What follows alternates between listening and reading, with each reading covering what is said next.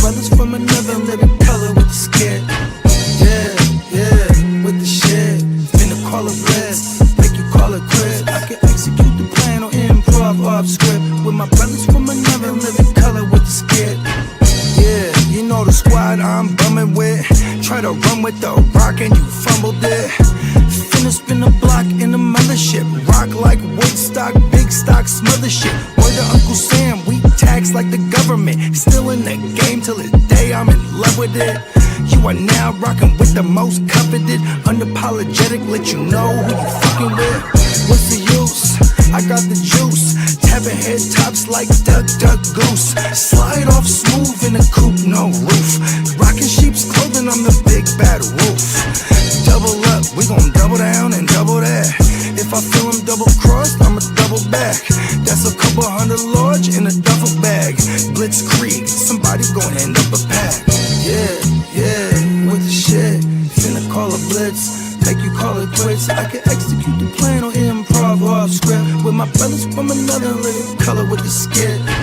Yeah, with the shit. Finna call a blitz, make you call it quits. I can execute the plan or improv off script with my brothers from another living color with the skit. Yeah, you half steppers can't fuck with this. I'm with the big steppers and we stumping shit. Ice grill, you can feel the momentum shift. Alpha and the Omega, I'm the Genesis, real savage go-getter. Yeah, I'm getting it, school of hard knock. I'm the mascot, flipping shit.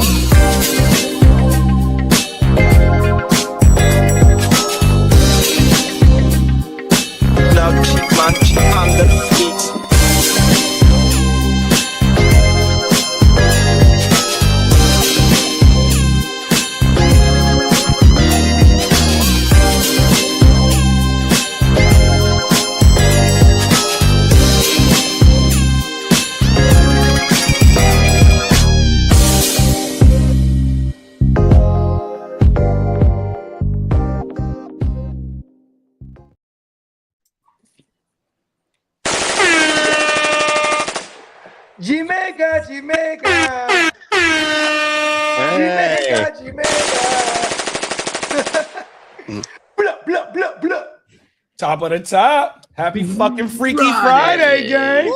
Hey, top of the morning, y'all. Happy Friday indeed. Come on now. Never been better. It's never felt good to have a stream on Friday. Fuck yeah, man. And it's Mother America's 250th fucking birthday. Yeah. We do like motherfucking, we don't like just fireworks. We like the sky of what You know what I'm talking about? This is how we like the sky up on the 4th of July. Let him have it. Let him have it. Yeah. God bless everybody. God bless America. Let's go. Come on now. Facts. Let's go. And for those that don't know, this the new guy, aka the prospect, aka Soundwave. Let's go. I'll make sure y'all give Soundwave some love, man. Soundwave, let them know where they can find you at, big bro, so they can tap in with you. You can find me anywhere. You can find me on Kick, you can find me on Twitch, or you can find me here. And also Instagram at SoundwaveNick_2630. Make sure to follow JD on Insta at Heart2Sports. Let's go, baby. Come on now. Yeah. We in the building, man. Yeah, man. I like the energy of the youth. You know what I mean? Come on now. Yeah, man. Listen, but you out of high school and still got the energy. Come on, it's still here. See, look at this though. Look at this youngster. Us old timers, we already accomplished hella shit. I've been up since like 5:30. You know what I mean? Motherfuckers getting it. You know what I mean? Been up for 5:30. Yeah. Hey, look at this. Then look. Then we got the cat, man. He ain't even slept yet. He been up since yesterday. You know what I mean? Whole world. I can cry. man. More than all of us. That's crazy. It is. I am 12 hours behind or in front or however. I think it's behind though. He's in the time with zone with Marco from the future. From the future. I am kidding in the past. Wait, the Matrix is real? Yeah, the Matrix is real. That's where I'm from, bro. I'm from the east side of the Matrix. I'm from the east side Matrix, bro. Come on now. Let's shout out the chat before we kick this dang off, man. 100%. Because we're going to get straight to Guru Nation 100%. He is backstage, patiently waiting to kick this shit off. Top of the morning to the Prime Minister, man. Hey, Canada in this thing. Let's Top go. of the morning to Orange Crush, man. What's up, Chase? Man, we got the L plugger in the building. Hey. What's up, big L bro? Plugger. Fella. Come on now. And we got the king of the LBC in the building. What's up, King D? Summertime in the LBC. And there go the ear to the streets right there, man. They fresh off ear. giving blood. He's out there busy. Quit dragging your ear on the ground and get your ass in here. Bitch, you need me to let you in, big bro, or you good? Throw a thumbs up if you need to let me in. Okay, for sure. I'm good now. What up, Guru? Nation in the building. Come on now. You know what I They mean? do. And you already Chilling, know. y'all. You definitely tuned into a 4th of July Friday edition of Come on, Wake wake Your your Game game Up. up. Let's go. Guru Nation. Come on now. Oh, hi. Some love. So where you taking us this morning, Guru? Oh, I gotta do tight end rankings this morning. Okay. Tight cool. Oh end. shit, tight ends. This is Yeah, an let me interesting rejoin one. I from feel my- like this position's phone. strong Okay. now. It's He's- crazy he- all of a sudden. My- He's Hey, you ain't never just lied just- to just That click is back a in. lot of tight ends, bro. Shout out to all the young bulls, bro, that's making the name right in 1 year. Remember, we had to wait on tight ends. I want to say Kyle Pitts, his rookie year, we got 1,000, and that was one of the first rookies to do that in a long time, I think, since Dicka. But other than that, though, Yeah. bro, these young tight ends is coming in, making a motherfucking impact, dog. 100%. They are. Yeah, we like. So we're getting more and more, PPR more so- opportunity to bang at that position. And plus, a lot like one of my favorite tight ends is Harold Fannin, right? He's a do-it-all tight end. He did it at in Ohio. I forgot it. Bowling Green, bro. He was running routes, taking end rounds, taking handoffs. He did the shit. He did that shit his first year in Cleveland. He sure as fuck did. Tyler He- Warren getting a whole bunch of Warren first is looks one. last year. From Oh, Indiana. these tight ends coming in commanding targets, bro. My It's favorite, my favorite part. Sorry, I didn't. No, go ahead. My Go favorite ahead, part rock about that. the tight end position is that we actually have tiers also. So if you want an elite tight end, if they're not cheap, they're like up there. They're with premium. The Yeah. bottom end top wide receivers. So if you're buying a McBride or young buck from Las Vegas, Bowers, that Brock Bowers. that's gonna you're gonna pay a high price for either of those tight ends right now. I guarantee it. When it comes to your redraft, they're gone in the facts. second round. They're not gonna stick around, and some of your league mates might like one of them way more than you do, and you get surprised at the back end of the first round. Any of those guys could go. I mean, if you're playing in the leagues with the tight end spot, actually, right? Yeah, we're Like, playing. that's a We're playing position snakes. scarcity. So these guys in the first round at the back end, if they really want that tight end, I'm telling you, they're going to take them, and they're going to take whatever wide receiver falls to them. But they're I not will going to say miss this, out on like, the yeah. ride. Maybe the tight end scarcity that I'm so accustomed to isn't the case this season. No, You it's guys- not. It's not. Your only thing that you got to worry about, and just I've heard a lot of my brothers say this shit. I'm going 5 wide receivers. So if you're going 5 wide receivers, you're getting the third and fourth tiers of tight ends. So that's why you need to watch the Heart to Start podcast, because I be nailing them late round tight ends 100%. So if you don't want to spin the bag like Gang Green is talking about in the premium position of the tight ends, man, look, bro, you're going to have to go learn how to find these late round tight ends that can boom as well, dog. 100%. Tight ends are like running backs, bro. 100%. Yeah. Yeah, I got a Yeah, bunch 'cause of they'll pop ones up. Opportunities listed right late now. that It could seems be like in the game gems. plan. Yeah, yeah, for sure. Hey, we got Ghost Monkey in the building. What's What up, up, big Ghost? ghost? We got the Ginger Ninja No Hard R, my player fucking What's partner, happening, man. Danny I Dan? love it. Dennis, what's happening? Minnesota in the building. You know what, Emil? We'll answer that question when Big Bro pops off this shit because he might not even make the top 12. We don't know. You know what I mean? So if he don't make the top 12, bro, that's fourth tier tight end. Oh my Yeah, man. and High low. that's a testament to what we've just been talking about the last Facts. 3, 4, Facts. 5 minutes. Like fucking Isaiah likely is gonna pop off at least 3 weeks this Oh, year. well. Chico Conquay, bruh. That's Hey, Bogey, I just trade. I just man here. Let me show you y'all this tight end. Yeah.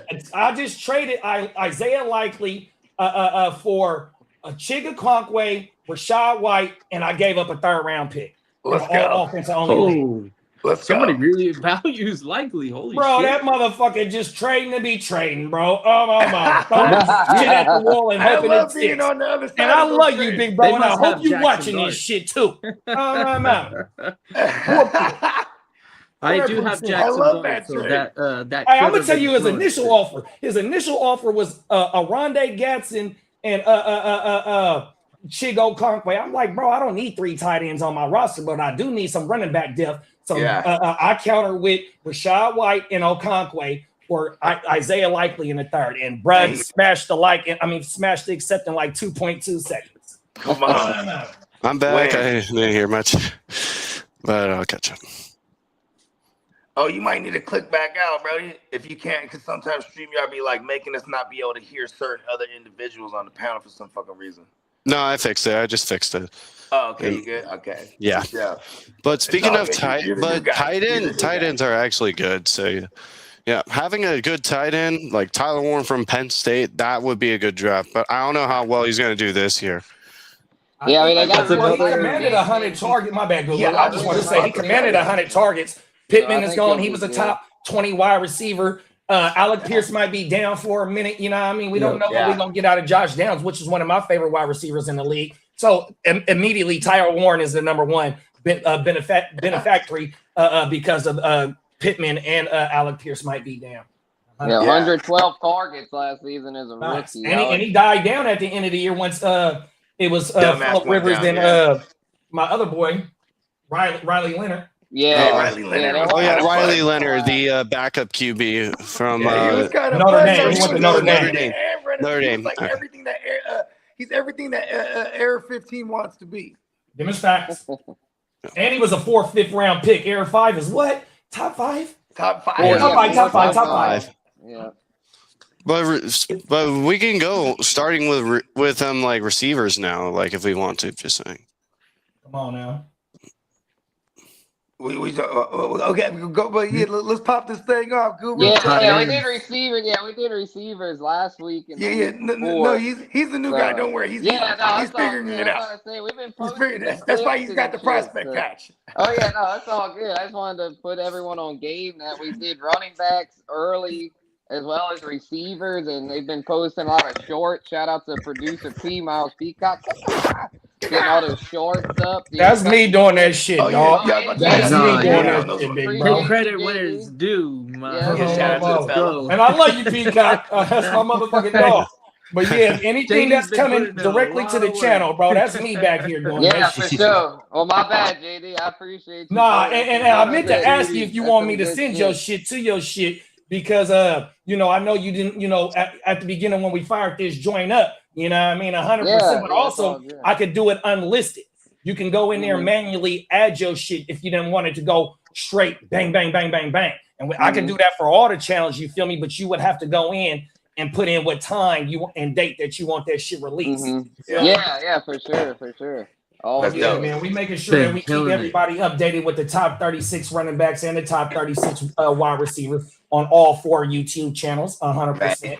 Yeah. Hell yeah. We continue. Top 36. Yep. So we'll do tight ends a day. We might get to 24. Yeah. We'll see how we go. That's how it get is. Through 12. Yep. And definitely not going 36 deep for tight ends. But we will have some sleepers. There's some deep sleepers that get brought up because there's definitely in these tight end premium leagues we gotta be aware of these late round tight ends because you never know. Some years, I remember Laporta's rookie year was an example of you get a tight end there, he might have some potential, and then he ends up being like a top 5 option at the position, and that shit can really swing that could swing if you make the playoffs or not potentially. If you can get one of these or multiple of these tight ends that end up having breakout seasons. So we'll get to those here in a bit, but we'll start off with the obvious ones. I'll just do numbers 1 and 2 right off the bat here. Trey McBride will kick it off at number 1. I mean, it's pretty obvious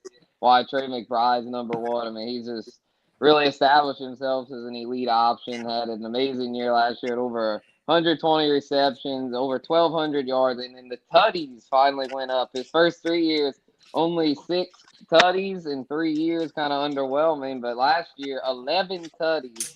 So hey, that's why Brissett want to get a motherfucking increase on his pay because he got McBride double-digit touchdown. Hey, facts. Yeah, I mean, McBride was like crazy. Hey, it's so bad they even asked McBride, like, look, we just gave you a contract. Hey, can you just kick him $1 million for us? And he was like, no. Come on now. If I was McBride, I'd give him $1 million, man. It's my first time ever having double-digit TDs, man. Shout out to the percent. The beef brisket, the beef brisket, like 100 large or something. Give him like 100,000 or something. Buy him a Cuban or something. Hey, it's looking like a cheat code right now because they're gonna be playing from behind pause a lot. So, where's the pause shirt?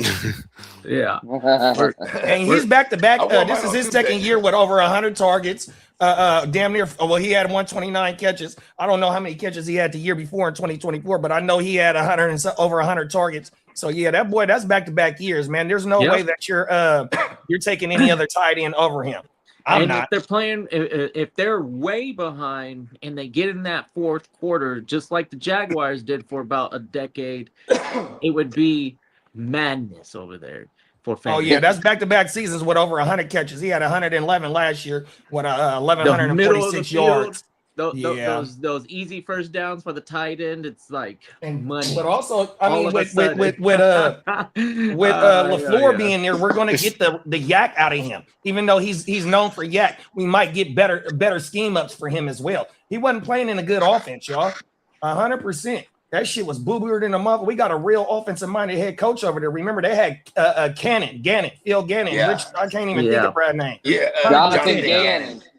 Yeah, that boy was not it. So we got a LaFleur. I'm a pessimist when it comes to the Cardinals. I never expect them to get any better. It's just going to be the same old thing over there. And you just look at what LaFleur did with McVay. He definitely, they definitely targeted the fuck out of the tight end position, period. So now he has a premier tight end that is paid. So organizationally, you're obligated to utilize this guy that you paid. I'm telling you, Kitteh, he's the one that's going to be the first spot. Might be that. It's going to be the 112. I bet you in 12 team leagues, he might go at the 112, bro. 2-1. Yeah, it's too and then even if anything happens to Brissett, you're gonna have the Ginsu who does pepper tight ends. You know what? And then if anything happens to the Ginsu, you get Carson Beck, who's a rookie, will lean on a tight end. It's just because that's what rookie QBs tend to do, is lean on a tight end as a safety valve. So it's just no matter what. I feel like he's QB proof. I mean, he blocks. It's basically just I'm gonna tell you like this. And I hate to cut both of y'all off. Jamar Chase, St. Brown, and then it was Trey McBride with the most targets. 185, 162, 172, and 169. Then Puka with 166. Wow. Puka got hurt, remember, for a minute, and damn, he still had that crazy numbers. Wait, Puka, I don't remember. Puka got injured when they faced Seattle, or was it Chicago? I don't remember. I don't remember Puka missing time last year. I don't either. Puka played last year. I don't remember when he got injured. I'll pull it up. I don't think if he did, he may have played 17. It was Devontae. I know Devontae got hurt. Devontae missed 3 games. Not Poots. Yeah, that's crazy, bro. Leaders. He had Chase, Amon, right? Yeah, McBride was third in target. Bro, 169, bro, and then bro had 166, bro. Puka did miss played one 16 game. games. Puka missed Yeah, one game. Puka missed one. Who could miss one game? Okay. I think that might have been Seattle when they faced Seattle for the NFC. That's We what got Albert in the building. What's up, Albert? What's Big up, up. Albert? What up, Albert? And we got the ear to the motherfucking streets. What's up, big bro? Lee. What's Hey, happening? take yourself off mute, please. Don't think nobody is. Take yourself off mute, bro. Please. Hey, Soundwave said you were going to do that today, too, bro. Who the fuck put me and keeps putting me on mute? Like, So we're all here. Happy Friday here. Happy Friday. You're still on You're mute, bro. still muted. This shit's muted. Yeah, please take yourself off mute. Thank you. Oh my goodness. I'm a little loose today. I got banged and drained. Pause. Oh, that's a big call. They drew blood. They drew blood, y'all. Oh, shit. They drew blood. Was today. Dracula his doctor? Come on, man. Oh, Dracula, your doctor. What up, Guru? Hey, what's good, homie?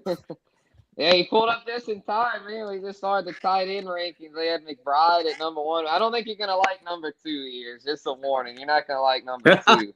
Brace yourself. I love it. It's a Raider Brock. This is for rookies. Oh my god. The Bugatti. I'm not gonna argue with that. I'm not. Yeah, Brock comes in at 2, man. I mean, he had a little bit of an underwhelming sophomore year, but let's face it, bro. That offense was. Who's hurt? Well, the Raiders hurt him, I think, the Patriots hurt him week 1. Yeah. Did he get the injury week 1? And it was his MCL. It was like a knee And injury. then he played Yeah, he was for like completely a few banged weeks up the before last year. Before he went Well, on the he's IR. 2 in your rankings, and we get him week 2. Yeah, the offense was boo and like he still managed 7 tugs. I mean, he still had 7 there with on pace. He was on pace. If it wasn't for the injury, he missed 5 games. He'd have had, I believe, over 1,000 yards. So he was still pacing for solid numbers. His rookie season was amazing, obviously, with 112 catches, damn near 1,200 yards. King D. What up, King D? King D in the Yeah. building. And Chase, what up, man? We got all the homies in the building. Appreciate y'all. But yeah, Brock Bowers, man. I'm thinking we're saying McBride at the 1-2 turn. I'm thinking Bowers somewhere in the late second. A 2-3 turn would be optimal, but you might have to pay up like mid-second round. We're in the West Coast, bro. We got Raider fans all in the leagues and shit, bro. Like, Yeah. you know what I mean? Oh, come on. They take the value out of it, but you know what I mean? Oh, I you like know how they're we, one you know, of the we most can get them at the well-traveled. back of the 2. Mhm. That was shit. Yeah, I mean, I guess the real question here is, will this new offense suit him? And I think so. We're just saying about quarterbacks leaning on tight ends, especially rookies, and they're going to probably have a rookie start most of the year there. And then Fernando Mendoza, and Corky Kirk, I believe he wasn't Hawkinson. I think had his best years with Corky Kirk. So What a You know what's crazy? Both those 2 QBs pretty much have the same schedule because they're playing. They're both the AFC and the NFC West are playing the AFC East, and then they're playing each other. The AFC West and NFC West are playing each other as well. Yeah. So it's kind of crazy. But there is one tight end who doesn't make much of an appearance. What's his name? Brent Strange. Strange has done well in the We're not AFC. talking about the Jags right now, bro. Good tight end. You're talking tight ends, I'm saying get He here. wanted to get Strange, right we'll into get the to Jags. Hold on. He's like Brenton Strange. Well, you're talking tight ends and you're saying rankings. I'm Hold saying on, put we Brent got up there. hold on. We got a guy. You're on the show. This guy got the rankings. So we'll see what Strange if he fits Right.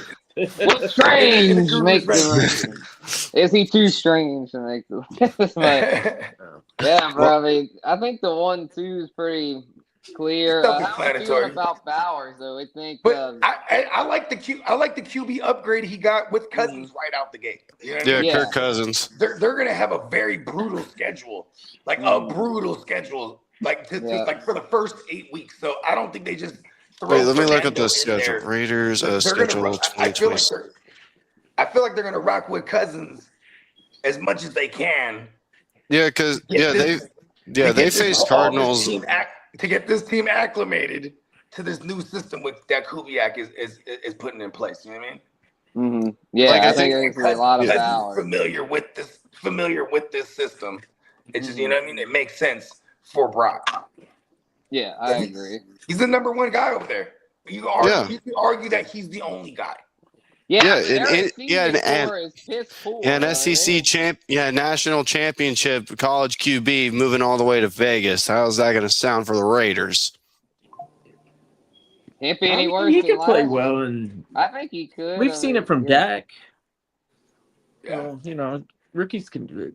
Yeah, rookies. Yeah, usually some rookies do better than what normal people think. Well, it's because there's not a lot of film on these kids too. So if they come through and they get it right out the gate, like look at Jaden Daniels the other year, his rookie year. You know what I mean? Shit, for that matter, Bo Nix. You know what I mean? They came out. Yeah, they came out into the playoffs. And for Jaden Daniels, you took him the distance. You get into year 2 now. There's a ton of film on them. You know what I mean? And then, you got a Drake May. Stroud, he was really good as a rookie. Stroud was, CJ was. He was throwing it all over the field. Bombs, but that was also the play calling. They would only just throw he would just have all his receivers run like fucking go routes and just go all the way down the field. That's all they were doing. It was crazy. Yeah, that I can deal with. Okay, so who you got at 3, Guru? Facts, yeah, bro. Yeah, the 1-2 is pretty obvious. I got Colston Loveland at 3. Shout out to Crook and all Bear Nation. Colston. Yeah, I got Colston at 3. He really showed out down the stretch last year. We had mentioned Warren a little earlier, which I got him at 4. Tyler Warren. I feel like they're both very close, but I got Loveland slightly ahead of Warren because I really liked what I saw from Warren down the stretch last season. He really showed that he could be a target hog in that offense. Ben Johnson, they target the tight end there, and Odunze and Burden are both promising, especially Burden. We mentioned how high we were on Burden in the last wide receiver rankings episode, but I think there's still enough to go around for Loveland to be an elite tight end this year. And the way he performed down the stretch, he was a high first-round pick. I don't see that changing. And I think that offense has room for growth. I think it's going to continue to get better. Caleb Williams, I think, still has some untapped potential. Hadn't hit his ceiling quite yet. So Loveland last season, I think, showed enough in the second half to justify this ranking. And then Warren, I think, is we had mentioned about with Pittman leaving that they're going to have a lot of vacated targets there. So assuming Danny Dumbass doesn't come back too rusty from the whatever happened with him, the ACL, Achilles, something like that. But the good news though is that he'll probably lean on Warren because he probably won't be able to run as much. So I think Warren will probably rack up damn near 100 receptions there. So what are y'all thoughts on Loveland versus Warren? Who we like better? I'm gonna lean Loveland just because he's gonna be in a better offense. You know what I mean? The argument. Hey, Warren's dope. Warren's dope, and the argument for Warren is he's like you said, there's a lot of vacated targets, and he could argue in the same argument for Brock Bowers. He could basically be the only guy there, soking in all of it. Yeah, is it the only game in town, as he like to say? Right? Yeah, but Loveland is going to put up more stats than Warren. Loveland's going to put up more stats. I disagree with that because even though you got DJ Moore and Olamide Zaccheaus that have left, and my boy Odunze, even though I keep saying this shit, he missed 5 games, but did nobody go over 100 targets, bro? It's going to be a highly concentrated target share over there. Even though that Loveland can carve out a damn good role for himself, him and Burden did it at the end of the year, bro, 100%, and they got the momentum going forward. But it's boring for me because fucking Pittman gone, bro. That's one of their biggest pieces of their offense. Matter of fact, how many motherfucking targets did he have? Because he was like wide receiver 18, dog. Oh my mama, he had 111 targets with 80 receptions out the door. Then you got Alec Pierce, who might not be ready for the season, beginning of the season, let alone gonna have to get some time to get caught up because I think it's an ankle injury. 100% by default, Tyler Warren is gonna get all the fucking targets, dog. 100% with this motherfucking. Where he at? Ty Warren. Oh, he only had 6 attempts, but he had 1 touchdown. That's the same thing I said about my boy Harold Fannin about him carrying the ball as well. They get first read targets and they get schemed up, bro. 100%. My only thing is hella wide receivers in Chicago or hella pass catchers. Yeah. Oh my mama. Yeah, a lot. And it's in a run Chicago. heavy offense. 50-50. You ain't lying. With Yeah. 2 running backs, and DeAndre Swift got like 49 targets last year as well. Yeah. My only counter to that would be, I mean, Indy's also very run heavy. I mean, if anything, they're even more run heavy with JT. I mean, JT. Yeah, but he commanded best running back. 112 targets with all those other wide receivers and JT getting 4-3 touchdown games. Like, yeah, we know that, but you know, but in the passing game, he's gonna be one of the first ones, though, bro. 100%. Yeah, I think they're both gonna be, as I say, first read options. Yeah, I like JD's take. I think he might have swayed me with the Tyler Warren just a little bit too, because there is a little bit. Yeah, I think so. I mean, and here we go, right here. Here go another damn good Danny stat. The Dumbass- target share between them. Tyler Warren commanded a 20.9 and Loveland only a 15.5. Like I said, it's hella motherfucking pass catching options over there. Yeah, that's a whole lot. That's a fact. I want to give credit to the chemistry that we did witness. There seemed to be something between Caleb feeling like Loveland might be his favorite target in a specific scoring area, like inside that 20 maybe even. So we might even when he threw that 40-yard fadeaway. Fadeaway like Steph.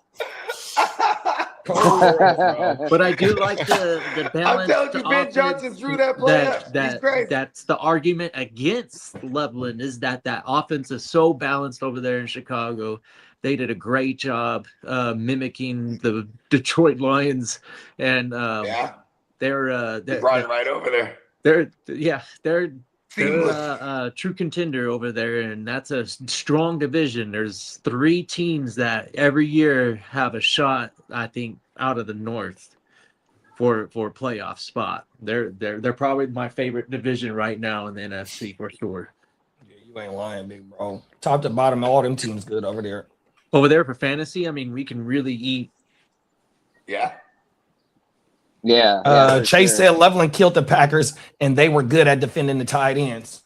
Yeah, that's what I'm saying. I mean, Loveland really was impressive down the stretch. To where, yeah, I'm still gonna lean it in, but JD did make a lot of good points about Warren. To where I ain't mad at it. If it's one of those deals where if I'm looking to target a tight end there and like I'm trying to think where they would go. I guess probably like the 4th, 5th round range. Like if I'm wanting the tight end there, like and one of them falls, like especially like to the 5th, like whichever one, like I'll take it because I know the top 2 are gonna go probably first. McBride always say end of the first. Bowers probably mid to late first. So we could get Warren and Loveland. They could be better value. So we can get either of them. So in that Loveland, range. were you projecting Loveland's ADP? I was thinking. What do you think is the sweet spot? Pause. I'm thinking 5th round, but yeah, I could see him going higher than that. I did some mocks recently. I'm gonna see where he tended to go because I feel like he's going in the 4th. Yeah, I say the 4th, and then Warren fell all the way to the 6th in this one. So if anything, Warren might be the value. That's a fact. He might be the better value. Yeah, Loveland again, late 4th. Warren here into the 5th. Okay, this one got damn, this is crazy. This is one quarterback too. So we got Bijan, Gibbs, Chase, Puka, JSN, CMC, JT, Cook, CD, Amon, Ryan, Jettis, and Drake to finish it out. Then you got 2nd round, Kenneth Walker, Genty, A-Chain, McBride at the 16, Hampton, Neighbors, Saquon, Love, Nico, Chase Brown, GP, and Olave to round out the top 24. And then the 301 is Brock Bowers. And this is a 12-team PPR. So we can go to Superflex and see the first tight end is going at 22. And then the next tight end is going at 37. Wow. Because obviously we got a lot of QBs up in there in the mix. We started with the Purdy looks like he was the first. He was the last quarterback taken before Bowers. So yeah, we're getting into the quarterbacks. You ain't lying. That's a damn good eye, Kitteh. Fuck. Brock My Purdy, boy is jeez. going in the top three rounds. I thought we was getting my boy at a discount this year. Who was that? My bad. Fucking the perfect Purdy one. Oh yeah. I mean, He is a especially- top 36 draftee right now, bro, in super. Look at that. Yeah, that Mendoza's I did right not know. behind him. I mean, Facts. because you know Mendoza. what? Let's What? be honest. Like when you think about it, they added Mike Here you Evans. go. Hey, Kitteh is on his We're- shit right now, Dude, boy. are you Top kidding me? 40 for No Fernando? fucking way, Jeez. dude. This Wow. is comical. We're gonna go ahead and join the leagues that all these people are in and actually like rake. I mean, it could be. This could be like Fernando going ahead of Dak in this right now. I'm so happy about that. That's And insane. Jordan Love. And That's like- what the That's fuck? like over Where's 5,000. Staffy and Dak at? Dak where's is Dak? at the 44. Dak at the 44. J Love 49. I wonder what And- this is. I almost had Dwayne Wade. Oh, there go Baker. What Here, let me about just put a Stafford? quarterback. Sit down, Baker. Here, let me A put best the ball? quarterbacks up. No, this where's Stafford redraft. at? Like, look at This all redraft. QBs. Yeah, that's redraft. Position QB. Shout out Okay. to Josh Allen. No, the Here we go, 101. right here. Here go the top QBs in Superflex. Allen, Superflex. May, Daniels, Totally. Burrow, Lamar, It's the only way Caleb, to play football. Dart, Herbert, Hurts, Mahomes, T. Love, Bo Nix, Brock Purdy. T Love, Mendoza. come on, T Law. I said T. Love. My bad. It's T Law. Dak, Love, Baker, Hey, Cole, Cam Ward, CJ Shuck, Sam Darnold, Kyler, Bryce, and then Stafford. Oh yeah. Damn, love Stafford. Woo! Man, I I love think this Shucks league. about They got it. Stafford at the Tyler 8-4. and I was like, Stafford. where's I've that been guy waiting Stafford on a at? QB. bro. I'm I'm just gonna surprised say that. Stafford I'm is waiting on not a that QB. high on the Fuck list. that. That's I'm waiting surprising. on a QB, I mean, bro. that's I thought it was super going to be low. higher, like in the top Motherfuckers 30. paid first, second round for the Lamar's, Burrow, all What? that. I Herbo want a 24? bunch of wide Okay. receivers. Oh, I got a question. They Here we didn't go. take Let's my go to the QBs late. Give let's me go like to a the second Chuck tier real Stafford fast. 1, 2, Holy 3, 4, shit. 5. Okay, let's go to the second tier. Out of the second tier, 1, 2, 3, Dak's at the 4, 40. 5. Okay, we got Dart, Caleb, Dart, Herbert, Hurts, and Mahomes. Out of them, who's tier jumping? I think Herbert's jumping. Mahomes. Mahomes and Herbert, I can see jumping. Yeah, Herbert's depending on going when to jump, but Mahomes, there's no shot. He can't even throw so many. Huh? I'm saying Herbert's going to jump. Herbert's going to jump. Herbert is just going to jump. I don't know, young man. All right. Sorry, man. I shouldn't have did Patrick that. My Mahomes bad, might y'all. be- My bad, Guru. All right, now let's get back to Guru. No, it's shit. all My good. bad. It's all good. Here Yeah, we go. no, I just leave no this up on the screen while we talking. Yeah, all good, man. Yeah, we'll There we move go. on here to 5, and this one might be a little controversial because I feel like a lot of people aren't buying it, but I think he's finally gotten to where we can trust him. Kyle Pitts. Got Okay. Kyle Pitts here at number 5. And I think the Tua thing's not bad for him. I think Tua will be. I mean, look at Jonnu. Jonnu was a big thing with Tua, and with Tua not really going down the field much anymore, I think Kyle Pitts will do just fine with him. And even I think with he's gonna- Penix- Go ahead. Sorry, Spencer. I didn't mean to interrupt you. No, go ahead, Lee. Yeah, no. it's I was all gonna good. say I think with Stefanski it's a lot better too. Yeah, that's a good point. Yes, That's Stefanski's my the take, coach. and I'm sorry for interrupting you.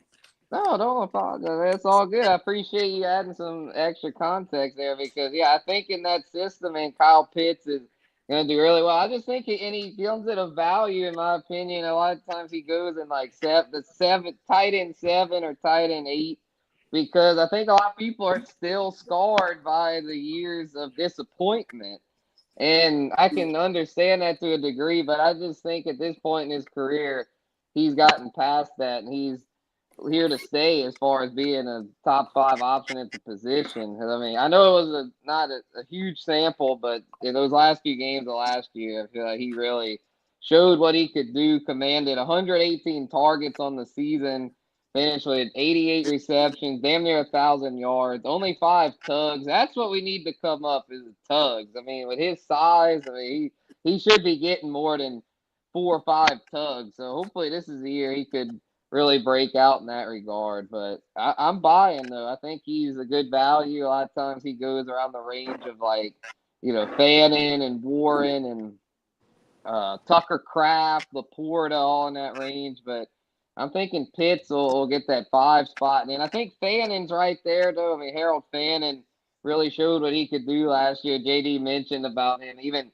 carrying the ball some, and I don't think it really matters who the QB is there. Fannin's here to stay, and he commanded over 100 targets as a rook with 72 receptions, 731 yards, 6 tugs. I mean, very solid numbers. And he was someone that wasn't really guaranteed a spot right out the gate. He had to earn his spot, and Njoku was still over there. And a lot of people were saying, Njoku's not going anywhere. But Fannin basically supplanted him as a starter, and he's here to stay. So got He Pitts and passes the Fannin eye at the test. 5'6". Pause. Yeah, for sure. I mean, he's at 6'4", 241. So yeah, I think he's legit, y'all. Yeah, I was surprised with Pitts' 88 receptions, bro, and them 111 targets. That shit, he was getting busy, dog. He really was. Finally. Finally, exactly. I was like, both of these both Pitts and Fannin were getting very busy. Didn't Drake London get hurt as well last year? Yeah, that helped. That helped Pitts get even busier. Once London got hurt, Pitts was like the top tight end damn near. And we got that with shout out to like how you was talking about Bugatti, bro. If the Bugatti get Quirky Kirk to start off, you know what I mean? Quirky Kirk was the one that was feeding KP last year, bro. Yeah, exactly. You know what I mean? So, yeah, if anything, if I'm KP, like I'm hoping Tua keeps that job because man, Jonnu with Tua was fucking nice and 100%. I mean, no disrespect to Penix, but I think with Tua that could make Pitts. Yeah, really, if you can keep really Tua good. upright, he doesn't throw gang signs up on the ground. You know what I mean? So that's true. End up hurt. And Stefanski, that should be his number one priority is keeping Tua upright because he's already said, like, bro, that's his main trait is accuracy. Like he's pinpointing shit. Yeah, you feel me? He allows the receiver catch after the run.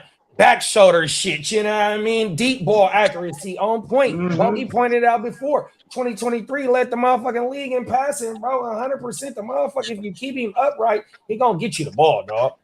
And if you look at Stefanski's, he's the product of Kubiak, Gary Kubiak. You know what I mean? So and then here he's coming from a McDaniels.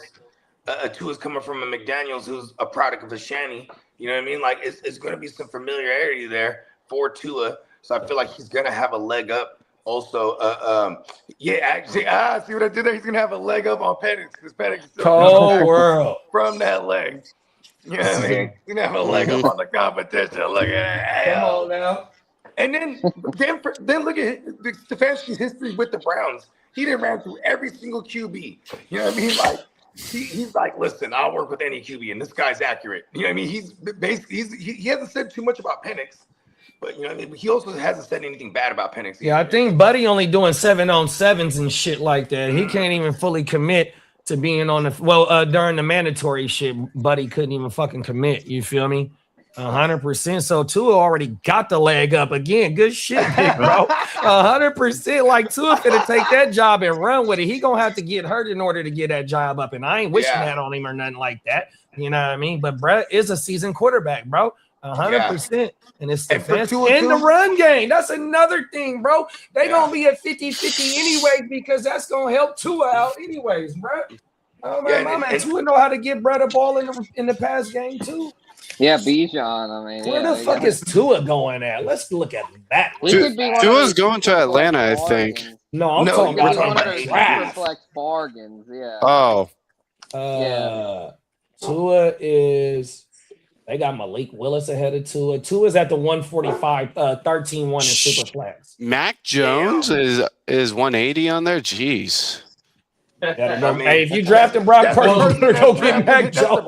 Yeah, you need your Mac Jones insurance policy. For real. Mac Jones went to Bulls, but hey, he's with the Niners, so yeah, we'll just leave him there. You got a listen, if I have Brock Purdy, I'm handcuffing for sure. Hey, Bogey, listen to this drop. Hold on. I got the handcuff drop right here. Hold on.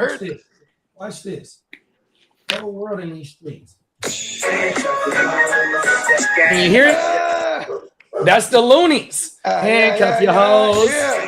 Handcuff your hoes. If that girl is yours, handcuff your hoes. That's the handcuff drop. Oh my mind. They were. Oh, we're on out here, Humboldt. Hella long too. Isn't there some drama and some noise about him being out of shape or whatever? I could care less what build and what shape Mac Jones be coming to work in.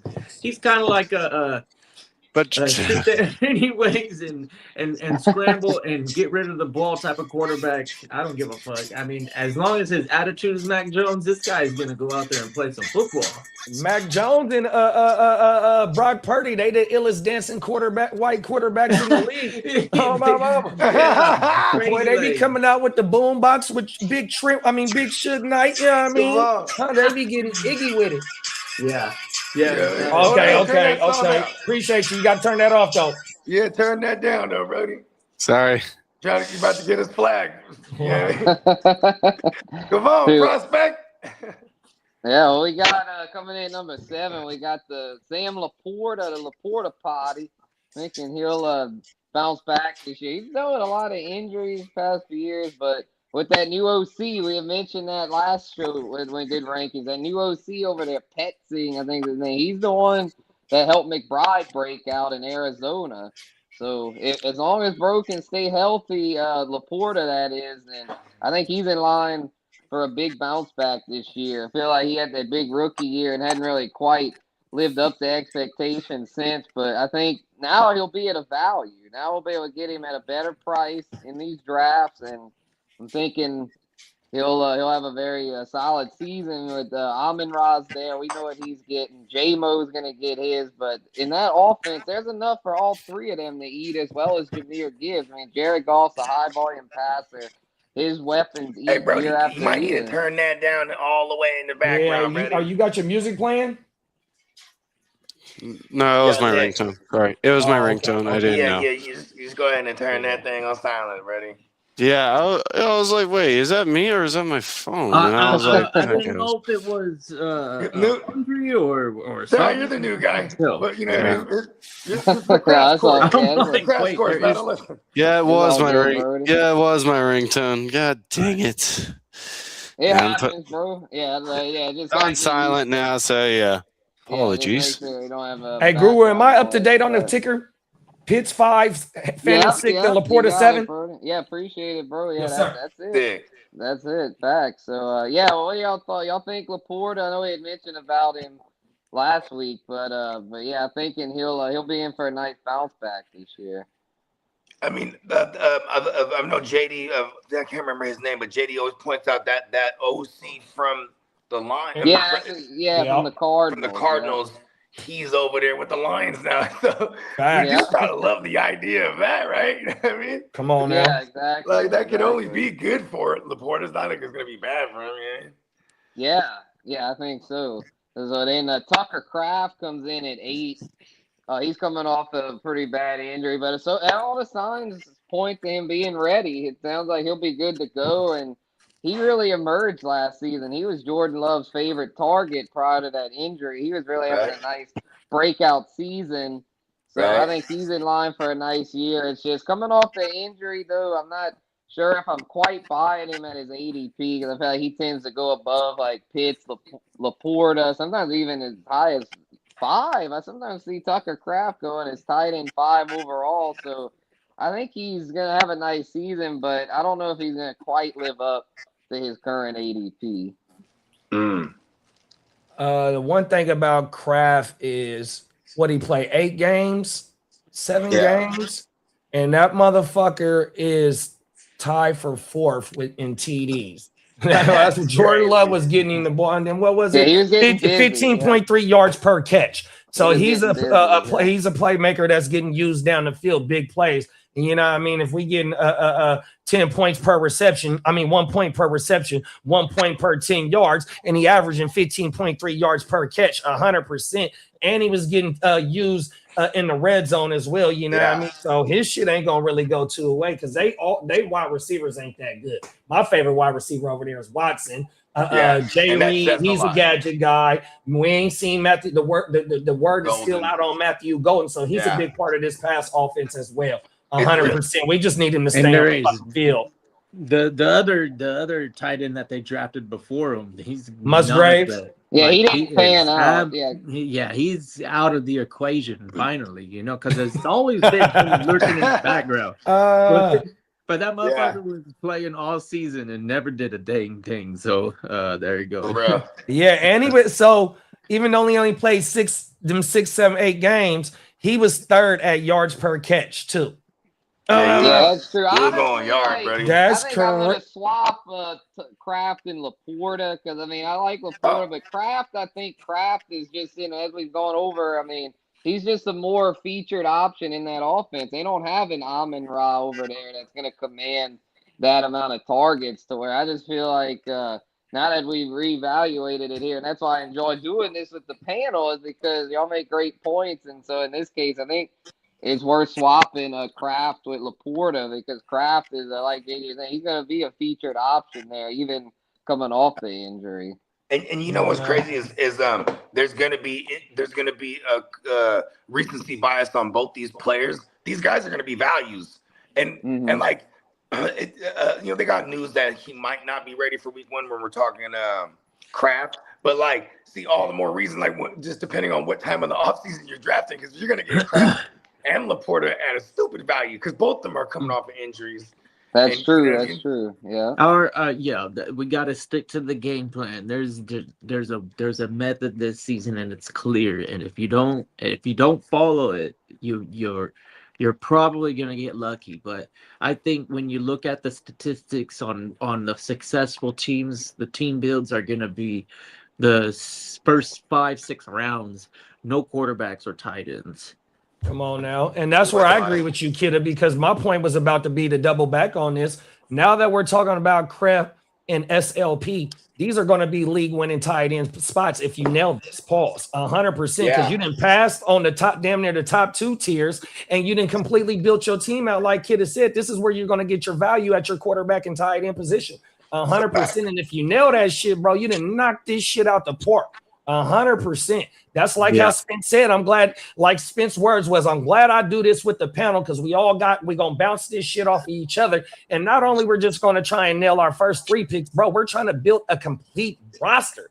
That's the goal, bro. We want to win best balls. We want to win dynasty. We want to win the redraft. And it's all kind of the same principle. Play PPR, try and single out the IDP leagues.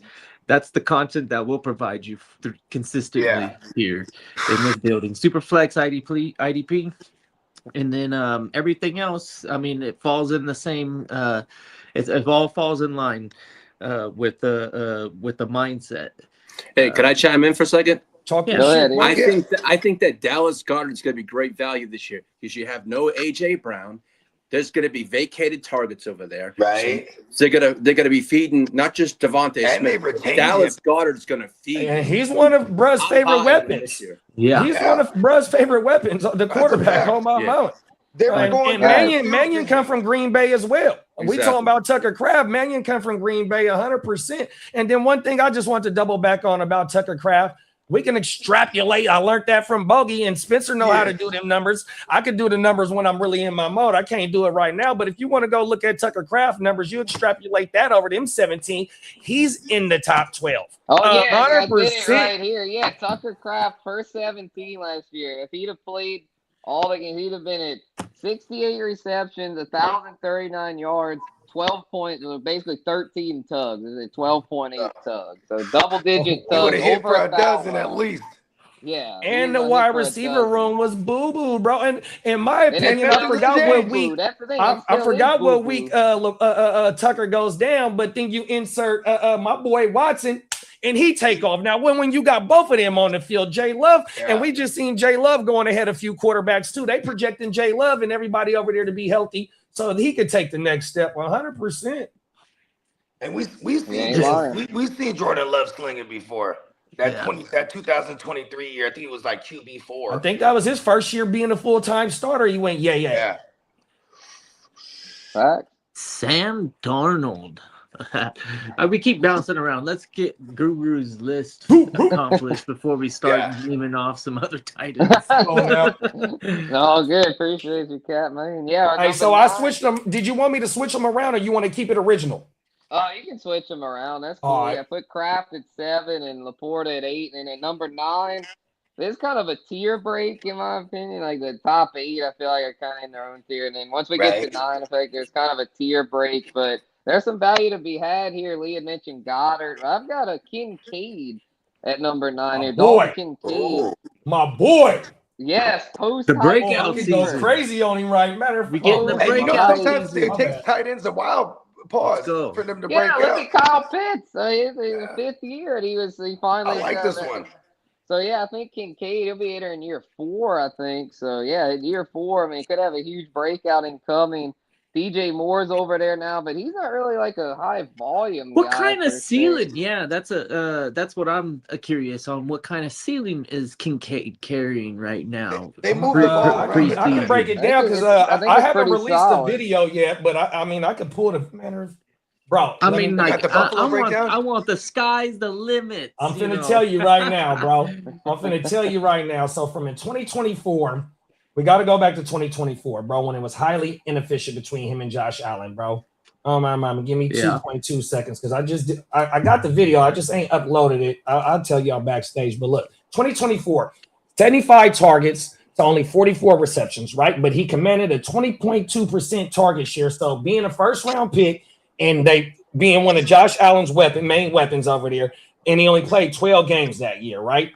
13 games with 448 yards, 10.2 yards per reception, and only 2 TDs. But then when we go to 2025, one thing he ain't stayed on the field these last 2 years, but the efficiency got way better.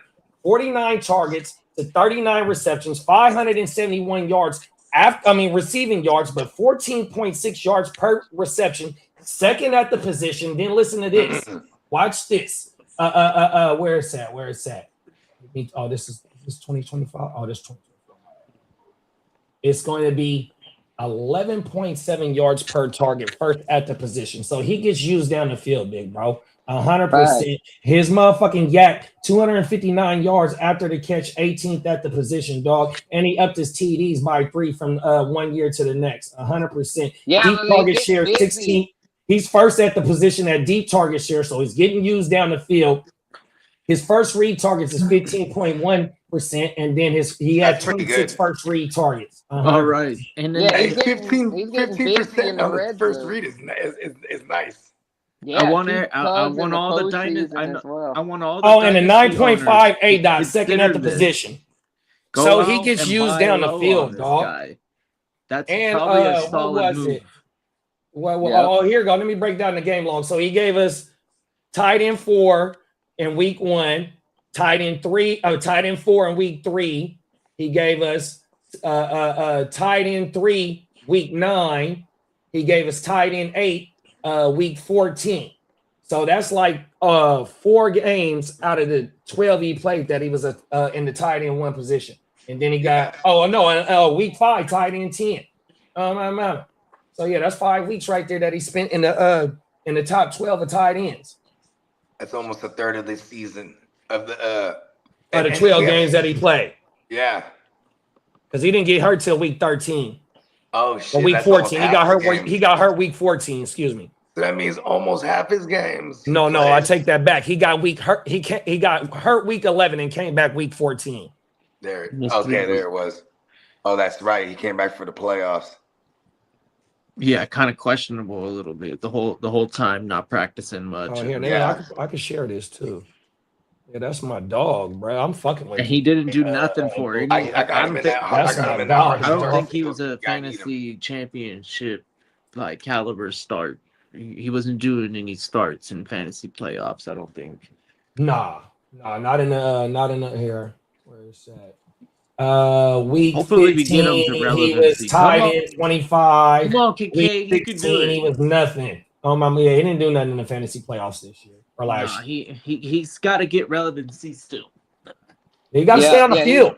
He got to stay on. That's all they got to do is stay on the field because Josh, like how Guru said, we don't know what DJ Moore gonna be over there. We still got Skylar Bell, they drafted, who a lot of people are high on, and then you still got Tupac Khalil Shakir over there, 100%, and then we still got Jay Cook on my mama. So you know what I mean. But you know the tight end, bro. When you got 14.6 yards per reception and 11 yards per target and a 9.5 A-dot, bro, he's not a catch and fall guy, and his his A-dot is a first down damn near. I'm gonna stick with my opinion that he's like currently for any dynasty manager right now. If you can go ahead and find a way to add this guy on a buy low, like a manager right now might not really consider him a true asset. And if you swing a deal to get Kincaid in that mix, you know, I'm not telling you to go and capture a 1-for-1. I don't know what kind of value you're gonna receive for that, but this is a throw-in type of name right now. Yeah, for real. It's crazy. I know. You've been preaching this all off season. Really good value for him in one of our leagues. Yeah. If you could do like a solid 1-for-1, and it's just y'all gonna make me drop the video. Oh my mom. If you're on this cusp, man, and you try and you swing a deal because you get that additional Kincaid on your trade side, man. That's you do that in the Brotherhood. Now that I think about it. Shout out to Papa Guru. I sure did. What's up, Pop? A month or two ago. Shout out to the Crooked Commish. Yeah. What up, Crook? Here, I'm gonna pull this shit up. Give me two. Let me pull this up. Let me talk my shit real fast, y'all. Hold on, bruh. Oh my mama. Oh wait, wrong one. Stop sharing. Give me 2.2, man. Guru got me fired up. Oh my mama. Watch this shit, y'all. How we get to it? Oh, here go Kincaid right here. 2024 and 2025 seasons to compare how the efficiency got a whole lot better just in one season. But look, 12 games played, 4.1 targets per game, 3.3 receptions per game, 47.5 yards per game, bro. That's almost 9 points off the rip, just off receptions and yards per game.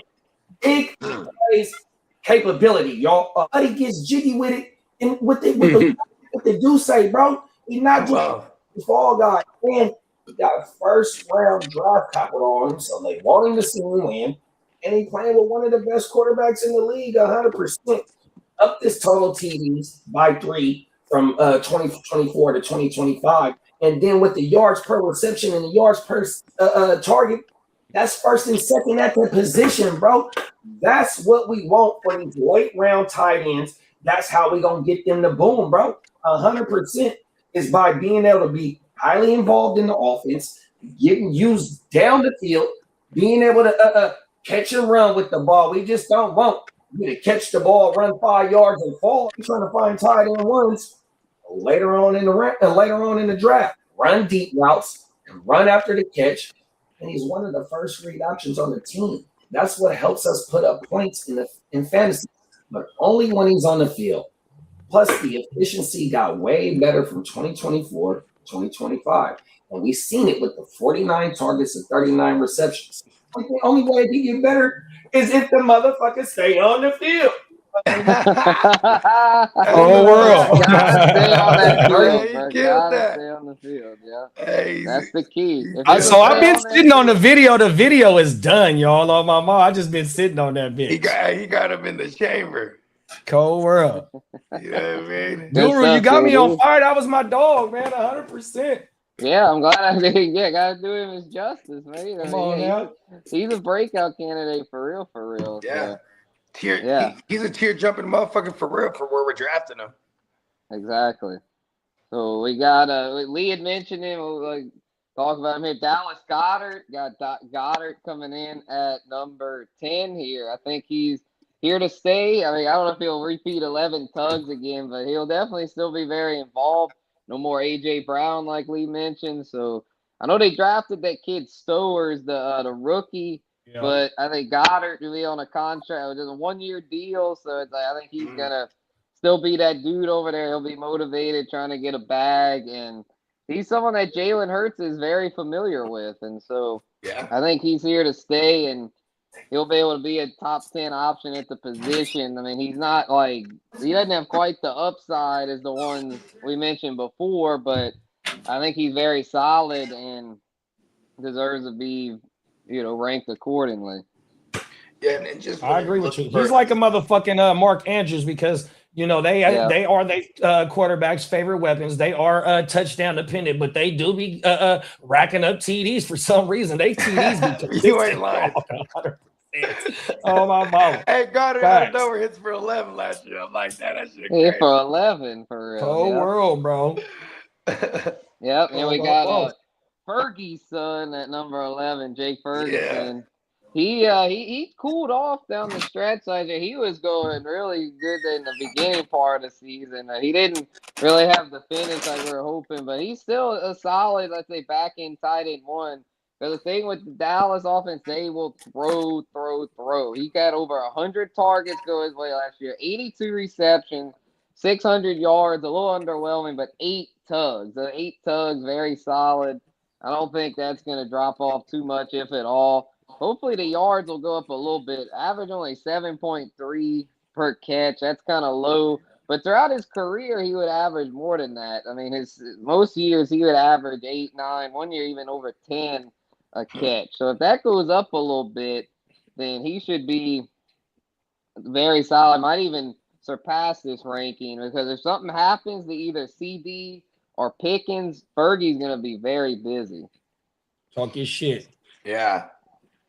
That's that's just an offense I feel like they're gonna throw it a fuck. Yeah, I mean, if Dak throws for 5,000, then I think Fergie, he'll get at least 800 yards, probably more. He might get it. If Dak's throwing for 5,000, well, everyone's going over like 11, bro. You know what I mean?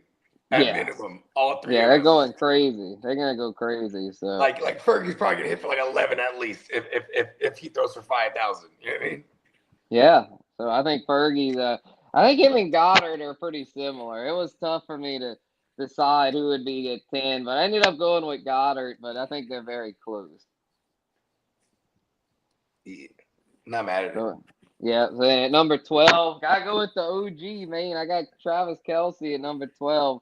Going with the OG. I moved him up a little bit. When I initially did the rankings, I was like, Kelce, man, his age, he ain't gonna do it. But I looked last year and I was like, man, OG was still solid. OG is not washed yet. And the bottom line is, outside of Rashi, the Chiefs don't really have a whole lot of trustworthy weapons over there. I mean, Kelce's still very much a featured weapon there, and I don't think he's going anywhere. I know he's not what he used to be, but he used to be number 1 overall. So even though he's not that anymore, you still got to put respect on his name, in my humble opinion. So I got him coming in here at 12. Last season he averaged, he had 11.2 yards per reception, not too bad. His career low of 76 receptions. Actually, his second and third season, he had a little bit less than that, but still had 851 yards, 5 tutties, still solid. So I got him sneaking a back-end tight end 1 finish there. And, it's like, can you imagine this? We're getting a piece of Mahomes super late. You know what I mean? Yes, it used to be like you had to pay up right. First round shit for Kelce. And a lot of times he'd be like, he was really good, but you're like, man, having to pay that. But now it's like you can get him hella late. Late, man. Kelce be driving. What's the latest mock I did? I'm trying to see how far he fell. 10th round. He fell to the 10th round after Goddard, Ferguson, Andrews, and Schultz. Shit, in this ADP that I'm looking at, they got him at the 11-6 in super flex. Man, there's a name out there in my head that I'm like, man, he's a top 5 tight end, and he's like falling into like the 20s right now. It's crazy. So, yeah, the position's deep this year, Paul. It's a deep position this year as far as like they got a lot of options that could potentially break through here. So that was the top 12 there. I got a few more for y'all here. Jawan Johnson, I got coming in at 13 here. Wow. Was that the one, Kitteh? Yeah, that's a big jump for me in my rankings. But I'll give you the hometown discount factor. And you know why? Also, it's not just because I don't trust Chuck. It's because I think that highly of Tyson. So Yeah, he's going to Tyson gonna do command his thing. so much fucking targets because he's going to be wide open, and all of a sudden they're going to go, wow, he's going to do damage early on in the season because Olave is still going to command the most of the attention.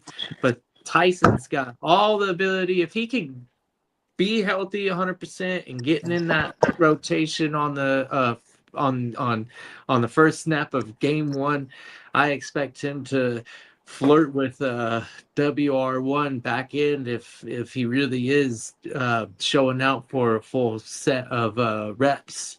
He's pretty damn good. Yeah, definitely. Yeah, I like that take. I just think with Joanna, man, it's like, man, if he could say he was getting busy last year, he had damn near 900 yards, 77 catches, only 3 tugs. But if we can get the tugs to go up to like 6, 7, 8, something like that, I mean, he'll be there even if the yards and catches drop a little bit. Like, I'm thinking he'll still be very busy because outside of Olave and Tyson, not a whole lot there as far as receivers. Yeah. We're gonna see baby Trey Lance carve out a role. Hey, that's a shootout division for sure. I like that division. Hey, let me shout out my dog Josh Duval. Hey, Duval. You just missed one of your Jacksonville Jaguar homies. We had him on the panel. Shout out to Soundwave Nick, man. Shout out to Soundwave. Okay. I gotta ask him about that sound wave, where it comes from. Is he musically so at first I actually thought he was getting it from Transformers because Soundwave is he's the Walkman, you know what I mean? Oh, okay. Right. But then he's a youngster. When I saw him, like, oh, so where's the Soundwave come from? And he said, what is it called? He was an announcer in his high school. You know what I mean? Oh yeah, he did say that. Yeah, right. and if he's crazy because when you hear him talk, he does have like an announcer ass type. Like, tonality, that young boy, he on his shit though. Yeah. He had OG fired up, boy. Oh my mama! And then with him being in Jacksonville and Peacock being a Texan, boy, he was going back and forth with both of them, bro. Oh man! Yeah, that was Tuesday. No, that was was it a soccer game or what? Yeah, it was a soccer game. It was a soccer game. Peacock knows. I don't think Peacock knows. I maybe should have explained to him backstage before we went on live because I don't think he knew what we was doing. He was just like trying to chime in, like, hold on, we're doing some rankings here. You know what I mean? Yeah, no, that's all good. Yeah. That's partly my fault. I probably should have worded him up better backstage. But see, that's why he's a prospect. We're putting him through the ringer. You know what I mean? Come on now. Got to throw him in the fire. Shout out to Soundwave. Shout out to Soundwave, bro. Yeah, I'm sure you guys are going to see a lot more of him. You know what I mean? Yeah, he'll be good for the watch parties. Yeah, exactly. I was just about to say that. You know what I mean? Facts. Gonna be a watch party regular. Hell yeah, bro. Coming in at 14, we got Hunter Henry, bro, another veteran at the position. And I think even though they brought in AJ Brown and Romeo Dobbs, I think Hunter Henry will still be a solid option there. Potential back end tight end one. He's got Drake May's trust. It's a high volume passing attack over there. I mean, it's one of those. He's Josh not a McDaniels offense.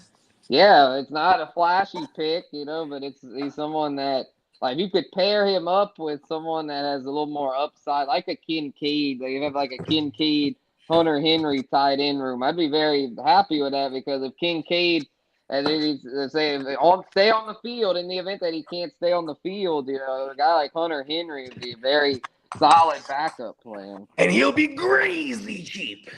Yeah, because he stays on the field. Like, what he hit for like 800 last year, Guru? Yeah. Close to it. Yeah, he hit for 7, 6, 8, and 7 tugs. Like nothing that flashy, but it's very solid. Solid. Man, that shit was solid, dog. Solid numbers. Yeah. The main thing, I might be underselling him a little bit. Now, I have heard a lot of things coming out of Massachusetts that they're very high on this.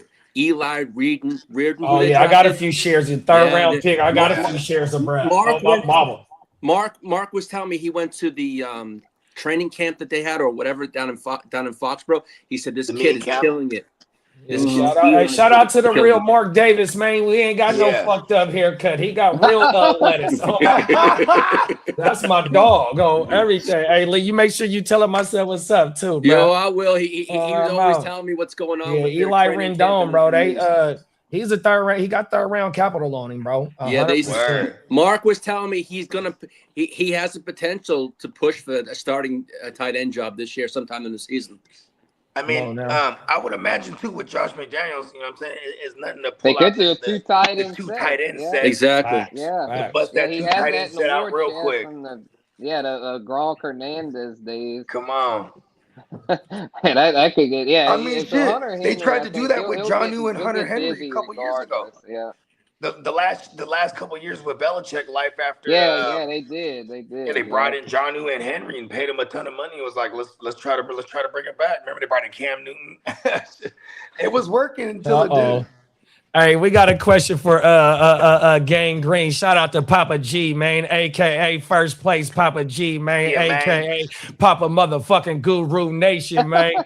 Big Bro said, who is top 5 tight end to Kitteh that he likes? Who he sees around going around 20, bro? Hey, he trying to find out, bro. Papa G ready to get shit cracking. Hey, I'm telling you, I'll keep my mouth shut, but I'll announce it if the name gets shouted out. I'll tell you. But go ahead. That's fair. Yeah, because I got an honorable mention the floor, and I'll let him do his list. And then if he is the surprise of this tight end list, then yes, I do truly believe that he's capable of going in the finishing. I'm sorry, in the top 5. He does it all the time. Are you kidding me? Why wouldn't he? Yeah. Shit, bro. Yeah, 15. We have a guy here that it's normally top 5, but he's coming off a major injury. Kittle. There he is. There he is. That's it. There we go. There it is. Questions answered.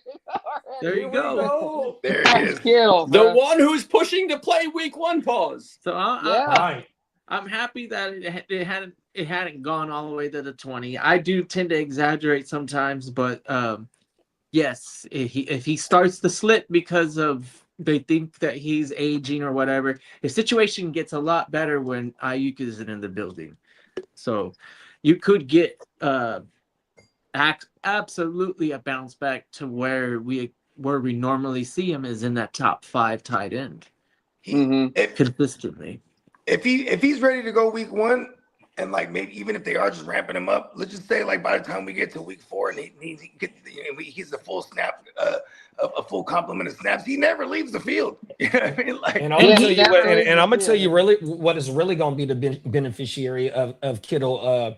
He's already at one of the top red zone threats on the team. Juwanna Man just left. CMC always gonna be a red zone threat in the receiving game. But it's Mike Evans over there. You're going to have to pick your poison on who you're going to want to concentrate on in the red zone. And it ain't going to be Kittle like that, bro. 100%. Kittle might have double-digit TDs this year, bro. You ain't lying, 100% easily.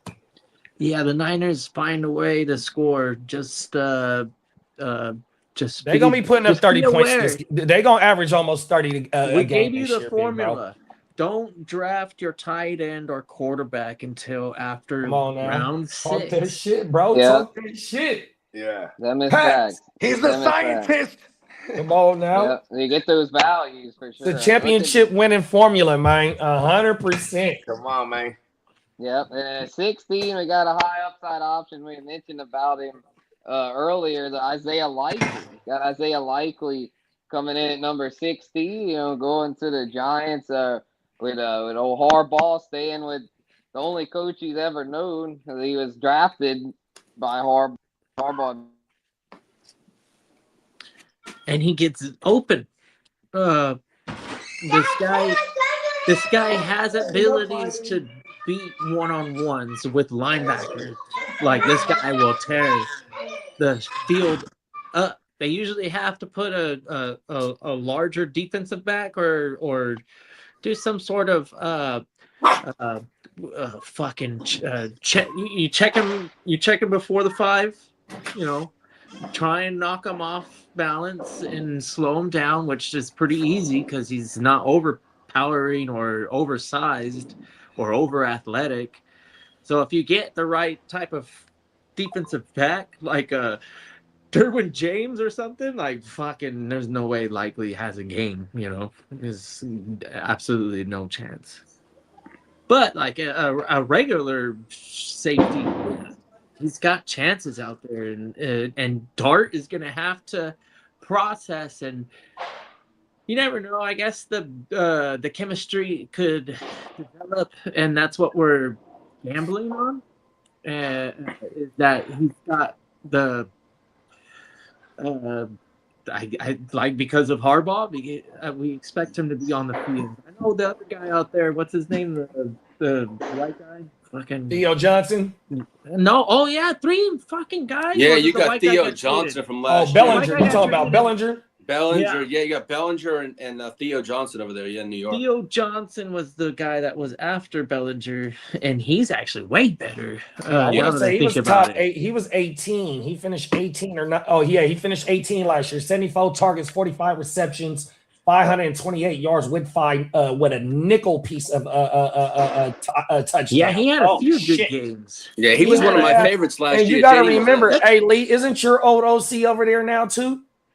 What's the dude that you just fired last year and Mike McDaniel took his job? Oh, you talking about Greg He was the Roman? Niners Greg coordinator. Roman. I think Roman and somebody else is over there. I think And so Roman plays the 2 tight end set as well. There we go. Oh, my mama. Yep, that's right, Kittle. Vernon Davis and Walker. So he was there when Harbaugh. So Harbaugh had Greg Roman when he had Alex Smith and number 7. What's number? Colin Kaepernick, dog. That's when Roman was there. Yeah. Oh, Mr. I'm stale So Roman. he uses his tight ends on everything. So I ain't mad at the Likely pick neither, though. And look where he got him. He got him at like 16. Is it 16? Hold on, let me come back over there. Tight end class is formidable. In flex spots, we're Come on, no facts. we're considering these as flex spots. These names, absolutely. And I don't know. That's that's good for us. Excuse me, JD. Fantasy. Hold on. Watch. Look at this. Look at this. Hold on, Lee. Let me shout out, bro. We got Samoa. Man, I'm butchering your name, but I appreciate you for he said, hold on, Lee. He said, hi, bro. Love from India. Man, ain't nothing but love, big bro. Oh, my mama. Appreciate you for pulling up, big bro. 100%, man. Oh, my mama. What you say, Lee? Spencer says his phone geeked out. I'll be back in a bit. Okay, for sure. Yeah, same thing. Did the same thing to me. I should be geeking all morning. So what? Right? Oh yeah. I'm gonna have to be like Lee and go get me a new phone here pretty soon too. I'll just be waiting to see if they go drop that flip phone. Oh, JD, I asked a question yesterday. They said the phone that you're looking at comes out in February of next year. Oh, bruh. The flip phone. Damn. He said February next year. I asked him. Oh no, but see, but look at this, JD. If we don't get on the first wave, our next upgrade after this one would be able to get the newer flip. You know what I mean? Hey JD, look at the difference. It'll be like the Flip S or something, like like the better one. Cold world. Because they always come out with the 1 and then the 1S or whatever. You know what I mean? Because it's gonna be the Flip Phone 1. I'm trying to hold out, bro. Yo, everything. It's not that long of a wait if you think about it, huh? No, yeah. Early next year. I was just hoping that it was gonna be here in September. That's my thing. And he that's when they says be the dropping color new phones. comes in the So how's silver it gonna and be? white. Can we flip it to make it an even bigger? So they screen? haven't even showed it yet. They haven't Okay. even revealed it yet. JD, the colors that coming in is silver and wild rose. The 2 colors that come in. Oh, I gotta give me the Wild Rose thing. Yeah. Come on now. I'm I need that. flat posting. So I need that and you got super- AT&T, Lee? Yes, sir. I'm paying. And them $11.99 motherfuckers a told month. you that motherfucker coming next year. Huh? The motherfuckers 100% sure that they coming next year. They sounded like they was when I was bullshit. there, I was going to get the 17E, right? And they were out of stock. So I go, I need a phone now, and I need it for my Vegas trip. He goes, well, I got this, a 512 and a 17 Pro Max. Let's go, let's do it. I'm paying $11.99 a month.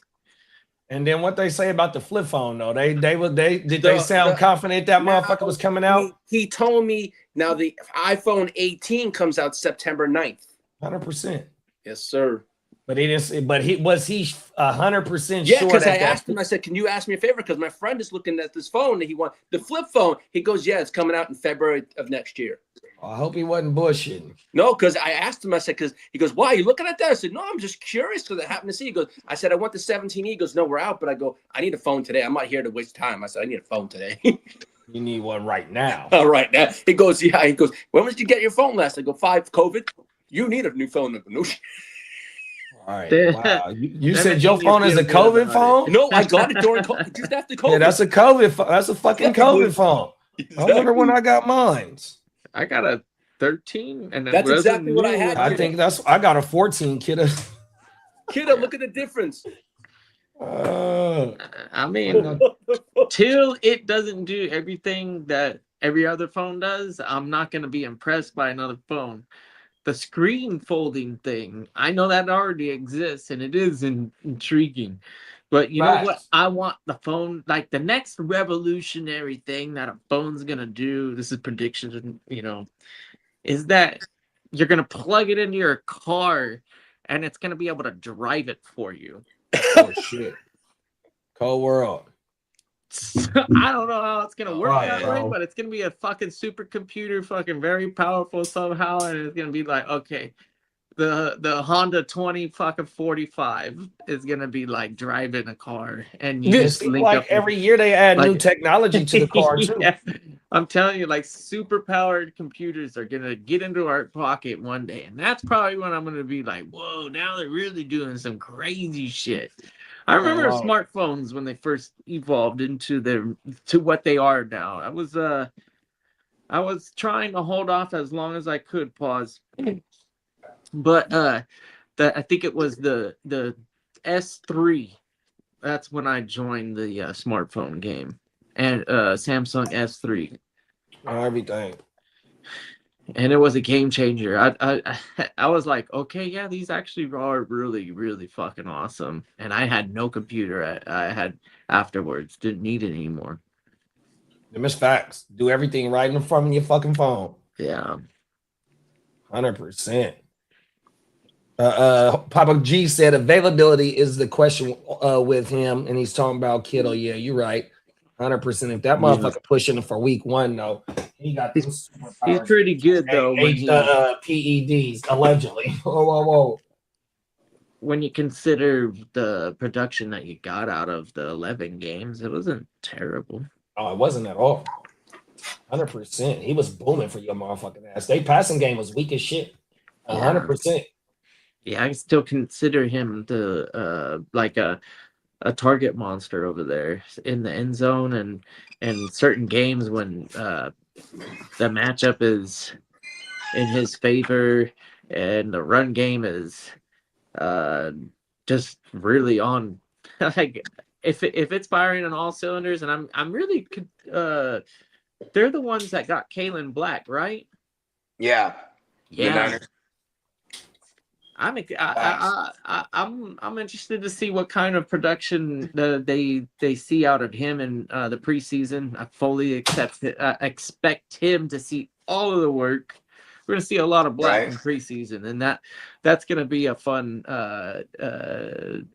what is that audition for fantasy? This preseason, Black is gonna. For who's the handcuff? Who's the number 2 to have behind CMC, right? That's an important role, and I'd like to see him actually be able to carry a 3-down kind of like workload if he or like showcase that ability. Yeah, and I think they even I think it was JD actually was saying like one of his skill sets coming out of college, he could pass pro too. I was like, oh okay, I love the kid already. Yeah. Protect the bag, protect the Brock. I'm gonna have to you have to excuse me if I missed the episode that I wasn't there for, but I'm looking at something on JD's desk. I'm gonna ask him when he comes back, unless it's already been revealed. And I'm like, wait, what do we got going on over there? He's in the lab all day. Sheesh, yeah, it looks pretty awesome. I'm kind of curious on what we got. Kind of like, hey, there we go. You know, we got to start doing, Kitteh. And JD was actually saying this the other day. He was like, we got to start putting together the inventory list for the food and everything, right? You know what I mean? So we know what's on the menu. Hey, I'm super receptive. I will eat, and I will try my best to assist anybody that wants to if there's do any their flavors and specifics, stuff. look, if there's any specifics, there's only one. It's just that Derek's like, we gotta have chicken. You know what I mean? Yeah, we can have some fried chicken and grilled chicken. Yeah, bro, come on with his joint. I wouldn't be opposed to actually being like continuously smoking some chicken wings. You know what I mean? Come on now. I'm super down with that. And they got them at Costco. I'm bringing my setup, and I can smoke them things. It's kind of like just that's fucking badass. Because then we can and the way that I have it is that it is zones. So every time I open up my lid, I pull some out, and then an hour later, another batch comes out. I can do that. Yeah, it's facts. Another thing I got for Vegas too, bro, is that I think we should do the giveaway live during the draft. That way we got more people tuned into that bitch. And I think we should have a few more, items to be like, look, bro, we promoting a whole bunch of items. That way, we just do multiple items during the draft. I ain't got to give them all out. Like I'll do a giveaway of my records too, because by then I should be having the records come in. Come on now. Vinyls, you know what I mean? Oh my mama, I'm telling you. Hey, I'm telling those are so in right now. I can't even explain like what the my boy just got his pressed up. You know what I mean? They're making a comeback. And everybody's always got an opinion on him that they sound so good when you get a brand new fresh print. It's like the best sounding fucking sound wave. Shout out to Soundwave. Think about this. Like wax and even tape, things like that. These things are electromagnetic things. You know what I'm saying? Like it's almost like it absorbs the energy around when you're playing it too. You know what I mean? What it really is like, Bogey? So look at the screen on the right hand side on our Playmakers background for the video game, and you see those little mountains right there. The needle is traveling over that shit. That's sick. That's federal. When you zoom in with the microscope, that's exactly what that needle's doing. And it's a frequency, and then at a pitch, it's going to resonate at a noise. And in this atmosphere, it's going to sound the way it does. Yeah, all the time. It's gonna reverberate, or it's gonna reverberate off the fucking oxygen, and it makes that beautiful sound called music. Yeah, it vibrates. Basically, it vibrates. The needle vibrates because of the structure of the vinyl. It vibrates that needle, and then it goes through the wire into a amplifier and converts it through the speakers, and you get the noise. And it's what stereophonics is what it's called. Cool. Science. And like I'm excited to get this wax done because I ain't never pressed anything on wax, like literal wax. It's a figure of speech. It's a figure of speech to be like, yeah, let's put something down on wax. Like let's do a song. That it became a figure of speech, but that comes from people actually putting something down on wax. You know what I mean? Come on now. Right? I'm like my daughter, she got a turntable. She's gonna take it with her when she goes to college. So I'm like, I gotta get me one for the crib. You know what I mean? And I'm gonna do these are numbered. I'm gonna do like a limited edition shit. So you know what I mean? Adds a little more value to it. You know what I mean? That's federal. Right? So what's cool, we'll give one of them away. I love the colors. when you bust out the different colors, Oh, the editions, get some red records. You got the red print. Yep. Right?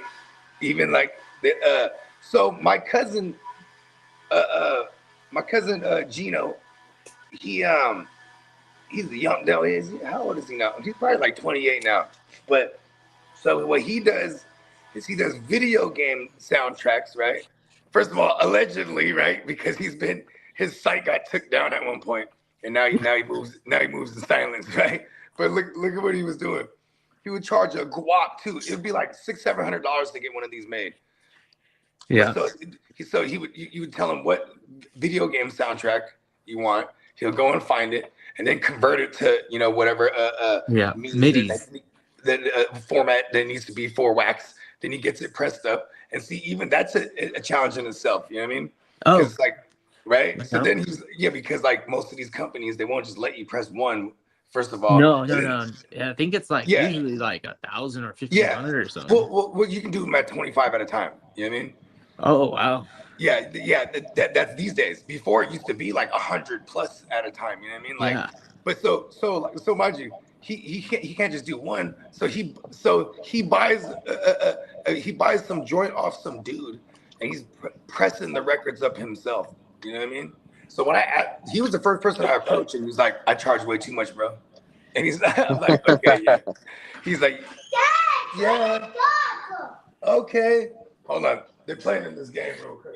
Another awesome thing about vinyl and the needle is that there's when you're actually setting your record player to the right setting, you barely want it to be on the vinyl. And the purpose is because the needle is so sharp and the vinyl is like that, like rigid wave. If you put too much weight on it, it'll sound fine after a few turns, but you're actually like grinding away the sound waves. And that's when you start to get the skips and the bullshit that fucking records are like, when they get damaged. It's because the needle is too heavy. You need to lighten it up and make sure that it's barely traveling on those waves and hitting, like apexes perfectly. Because if you do it because you want to keep good records sounding crisp, especially the old ones, you have to really tune that record player. It's not easy because it sounds good doesn't mean that you're doing it the right way, because you might be doing it a little bit too heavy and the next pass might not sound very good. It'll suck. Nothing like that fresh record though. You ain't lying. Over time, then you gotta take care of the records because motherfuckers get warped. You know what I mean? Like, just. Oh, and trust me, and the records that are like, say for example, you hear a DJ that's scratching, those are actually built for it. And they have areas within the vinyl that are basically got a key or a rhythm or a melody that will go with the primary, and because it's always just background, that's all it is. And then one shot. And then 3 records. We usually use 3 records, 1 scratch, and then beat match, and then transition. You have two you have 2 records of the same song. So everything sounds somewhat good. You just bring a channel in, and then all of a sudden it's the same song. You know what I mean? It's not, you're not skipping a beat. Hey, look, bro, I know you're gonna be manning the grill, but man, we might need to bust some tables out for you, dog. You know what I mean? Hey, because for those get him out of retirement. He used to DJ legit for real though. You know what I mean? And it was right when I was involved in it. I had the most fun doing it is when the Serato and then like really brand new was Ableton. Yep. And that was like the game-changing thing that was revolutionizing blowing everybody's mind, because literally like you watch this guy out in New York City, walking around with a keyboard and a computer and all that stuff. Like Right. he's doing all this off of a program called Ableton, Yep. and he carries loops so well, and then produces melodies on the fly, and then you can like basically drag and drop and create, and then like loop and then do all this stuff on the fly. It's really intuitive because We've even programs put weren't doing we that put shit. whole songs together on Ableton, like Yeah. for real. On the fly. Yep. Yeah. Yeah, my musician homies use Ableton, and yeah, Yeah, they be I using bet that it's shit a lot. evolved into something Yeah. crazy now. It was a shout out to Ableton. You guys definitely evolved the game. Yeah, that's a fact. Like, Yeah. especially like if we want to chop samples and shit like that, just throw it through run it through Ableton, and you just just get Yep. the surgery on it. Easy work. Yep. But yeah. Hey, did you ever mention You had Chigo reason Conway? to. No, I hadn't quite gotten him yet, but yeah, I'll rapid fire the rest, y'all, since had to end up in a weird spot here with No, it's all good. some issues with the Matrix and whatnot, so I had to go into my car. So we'll rapid fire the rest here. Yeah, it had Isaiah Likely coming in at 16. Yeah, I think he could be pretty nice with Harbaugh there. So then at 17 we got Dalton Schultz and then Brenton Strange right next to each other. They're talking shit of the Soundwave. Tell Soundwave the Jaguars suck. Shout out to Peacock, man. Yeah, shout out to Peacock. Yeah, they're going back and forth. It's funny that the Jags and Texans tight ends are right next to each other, 17 and 18. Both solid options. Neither are quite tight end ones, but I feel like they're both solid tight end twos. So got both of them coming in there in the middle of the tight end 2 range. And then at 19, we got Mark Andrews. Seems like he's not what he used to be, but still a solid tight end 2, I'd say. They didn't really add a whole lot over there as far as experienced weapons. They have a lot of young receivers and whatnot over there, but Andrews is still Lamar's one of his guys. You know, kind of like we were saying about Kelsey earlier. You know, got to put some respect on these OGs. So got Mark Andrews at 19. 20, we got someone that ears will appreciate Oronde Gaston, the young Chargers tight end, and followed by Chiggy at 21. Chigo Conway, what Bogey had mentioned. So got Gaston and Chig coming in there at 20 and 21. And Kitteh, your rookies coming in there at 22. A Sadiq, Kenyon Sadiq here at 22. You know, I know Mason Taylor's there, obviously, but Sadiq, the rookie, they took him in the first round, has draft capital, and they do have a good bit over there, but I think there'll be enough for Sadiq to make a little bit of an impact there as a rookie. So got him at the 22 spot. That's an exciting name. You gotta do the wait and see with anybody on the Jets right now. Geno is the new quarterback, and I want to see what kind of quarterback he truly is right now. The news around the building is the offense is going to be turning some heads and surprising some folks. So I don't doubt it. I like our line that's building into something a little bit.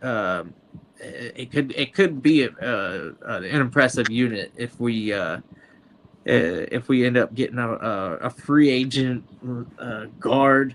I want to say that we're moving Tillman to the center position, and then that would actually be fucking perfect. We wouldn't have to really stress about not having a center.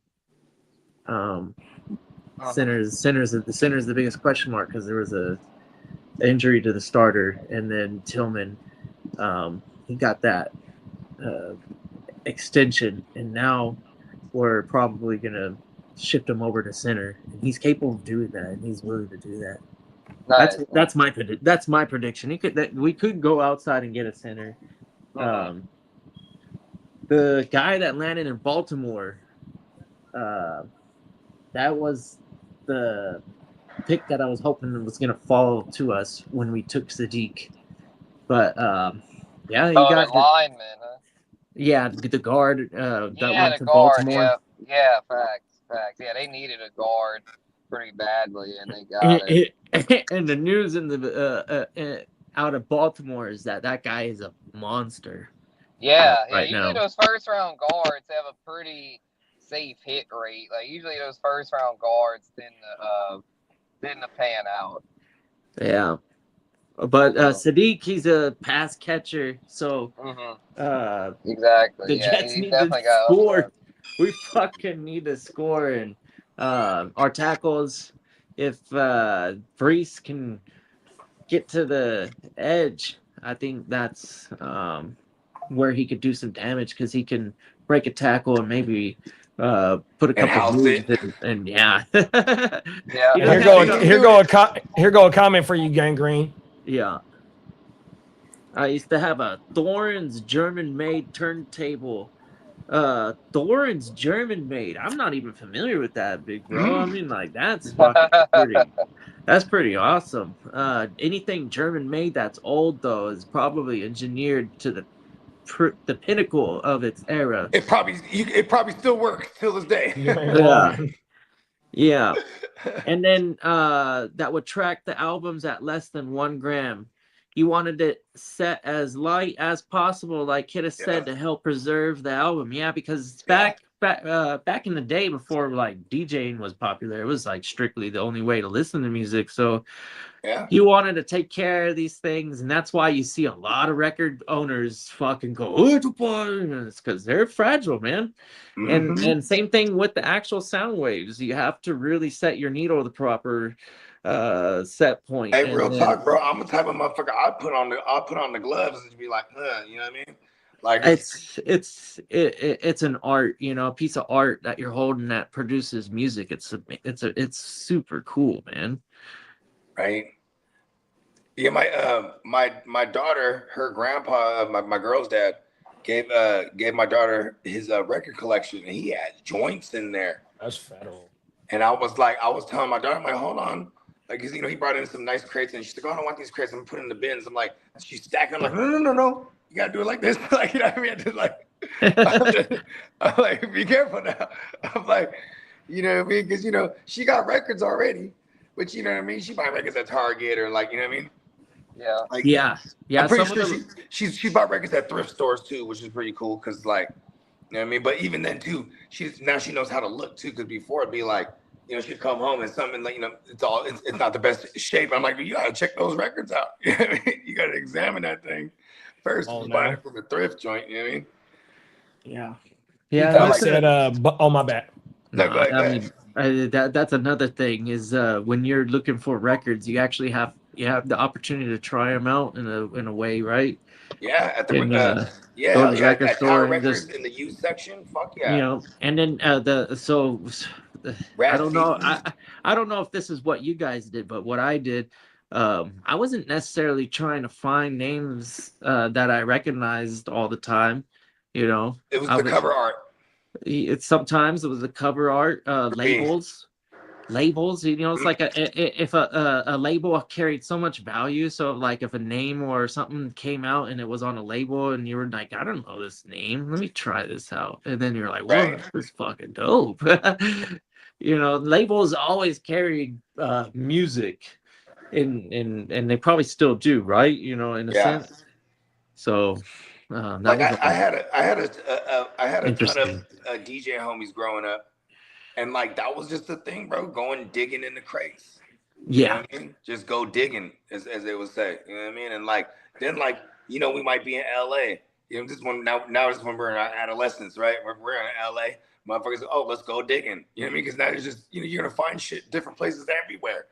And it could especially when you're digging in these places, like if not 100% of it, majority of it is used shit. So it can come from anywhere. Like, you know what I mean? You might be in Mexico and be like, fuck, I'm going to a used record shop. You know what I mean? Like, go digging. You find some shit. Going to Japan. You know what I mean? Like, okay, how about this? When Spotify and all those things started coming out, right? The streaming platforms, bro, it was a wrap. Cause now I'm like digitally digging. You know what I mean? It's a bit easier actually. Right? And I can find just whole things. I'm like, and I'm just piling sample lists like that are crazy. And way cheaper. And like I compiled this list, and I've been digging from this list for the last like 10 years. Just as long as I've been on Spotify, like anytime I'm in the lab, like, or like Pete might hit me up, hey, give me some samples. I'm like, got you. You know what I mean? Because I just have thousands in there from over the years of just digging and just throwing shit on that list. Yeah. Yeah, I don't share that list with no one. I mean, I'm like, it's a lot of work in that list. Facts. So speaking of lists, I'm gonna wrap up this tight ends list. Look at that. Yeah, good segue. 23 got H.A. Barner. I think he's solid. The barn burner. Yeah, the barn burner, exactly. I think he's still got some untapped potential there. I mean, he's only going to be in his like fourth year, I think third year, to where he could even exceed this ranking, because outside of JSN, don't really have any other high volume targets. So there's some weeks where he'd be the number 2 Cooper option Kupp coming back? there. Yes, he'll be back. And then Rashid Shaheed, they said, might have an expanded role this year. But Yeah, even if it's a little, they just paid him. Yeah, they just paid him. But yeah, I think Barner is with Cooper Kupp on his way out. I think Barner is a nice tight end 2 option. Then at 24 to round it out, Hawkinson. Okay. I think he bounces back a little bit. Not feeling super confident. I mean, if I was feeling better, I don't know. Kyler Murray and his tight ends, But yeah, Kyler Murray, though, I mean, that offense it ends up okay. So, I mean, we'll see. I mean, I'm not breaking the thing, but I mean, you basically get the thing for free. I mean, tight end 24. Yeah. I mean, at this point, you're basically getting these motherfuckers for free. So I'll take a chance on Hawkinson late in the tight end premium joint. This is a nice bench piece who, I know he's not what he used to be, but he's not that old, so who knows? A bounce back could be on the way for him. Give me Chico Conquay. That's who I want. I think he's gonna have a big year at 21, and so yeah, we'll before I slide. Oh yeah, Chick at 21. Yeah, let's go. He made it. Yeah, he made it, bro. Yeah. He had McBride at 1, and Bowers at 2, Loveland at 3, Warren at 4. Pitts at 5, Fannin 6, Tucker Kraft 7, Laporta 8, Kincaid 9, Goddard 10, Ferguson 11, Kelsey 12, Joanna Man Johnson 13, Hunter Henry 14, Kittle 15, Likely 16, Schultz 17, Brenton Strange 18, Mandrews 19, Gadsden 20, Chiggy 21, Sadiq 22, and then Barner and Hawk to round out the top 24. Yeah, let's go. That's dope. Yeah, got this tight end. Yeah, we'll have the QBs. Up next, but yeah, I gotta slide my G's. But yeah, it's been really good, man. Appreciate you. Come on now, big bro. Guru Nation. Yeah. Peacock. Oh, hold on. Let's do this real fast. Peacock said, bunch of catch and release. Then the engine flooded. Had to cut the day short, bruh. Hey, you know what? I forgot to see. Damn it. I'm mad at myself because this morning when I saw his thing and then I sent my video, I was gonna text Peacock, you should do your video on the boat, like while you're fishing, like, yeah, Westside League, yeah, I'm about to catch this tide or something. You know what I mean? Like, come on now. I'm like, oh, you forgot to mention it. He said he caught 4 fish. All of them was catfish. Stupid catfish. I like catfish, but I like fried catfish, like and breaded. Yeah, facts. And then Orange Crush said, I got a nasty one. What do you guys think of Gunnar Helm? That's why they got Chiggy up out of there, bro. That's a damn good one. The Gunner. He's at the helm. Yeah, one of my homies just traded for him. Damo. Shout out to my dog Damo, AOB champ. He traded for him in one of our leagues. The case I'll make for him is he's already flashed last year, and then now you got a new system in there who is going to be tight end friendly. You know, you got Brian Day with Brian Dayball, and it is like another rookie year for Cam Ward. You know, when it's your second year and you're already have to learn a new system. So like, you know what I mean? You got the safety valve aspect of a young QB. You know what I mean? Come on now. Salute, Derek. Go ahead, talk your shit, Lee. Hey, shout out to Derek. Shout out to Chase. Shout out to Chat. Let's go, man. Every day we're keeping this motherfucker fired up today. Oh my mama.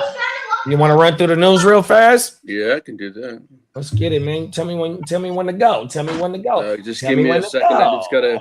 I All right, I'm ready to fire it up. Let's go. Here we go, y'all. Let's take them to the motherfucking streets.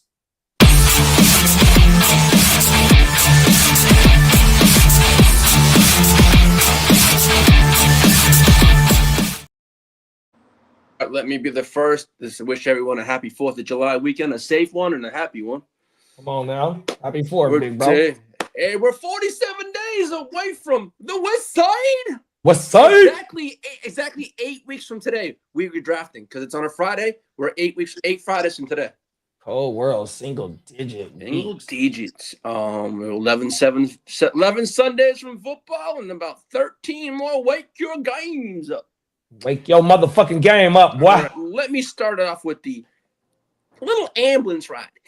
Oh, we got to go on the alley ride. All right, here we Let's go. get the painful shit out of the way. Go get their boo-boos tightened up. Go get them motherfucking legs patched up. Here we go. Yes, sir. Where's the alley at? All right.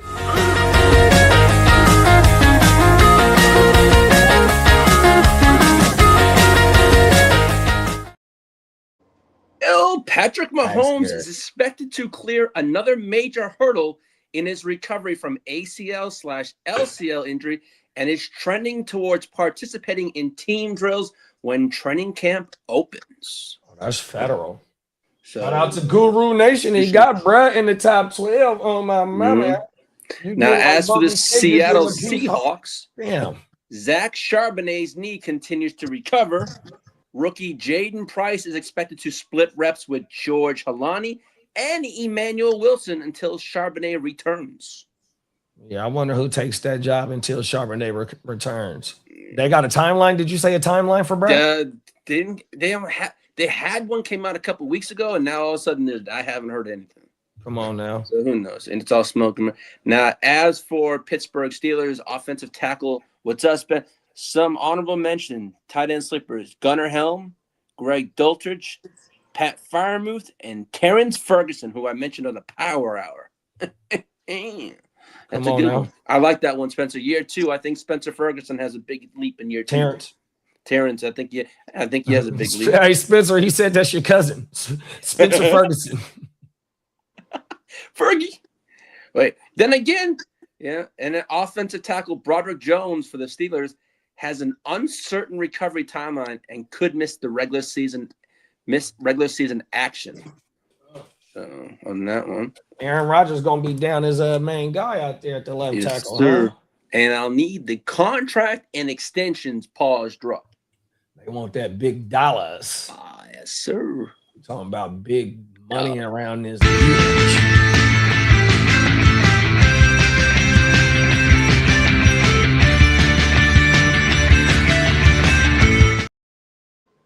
Shout out to our channel sponsor and everything else, neonpeacockmerch.com.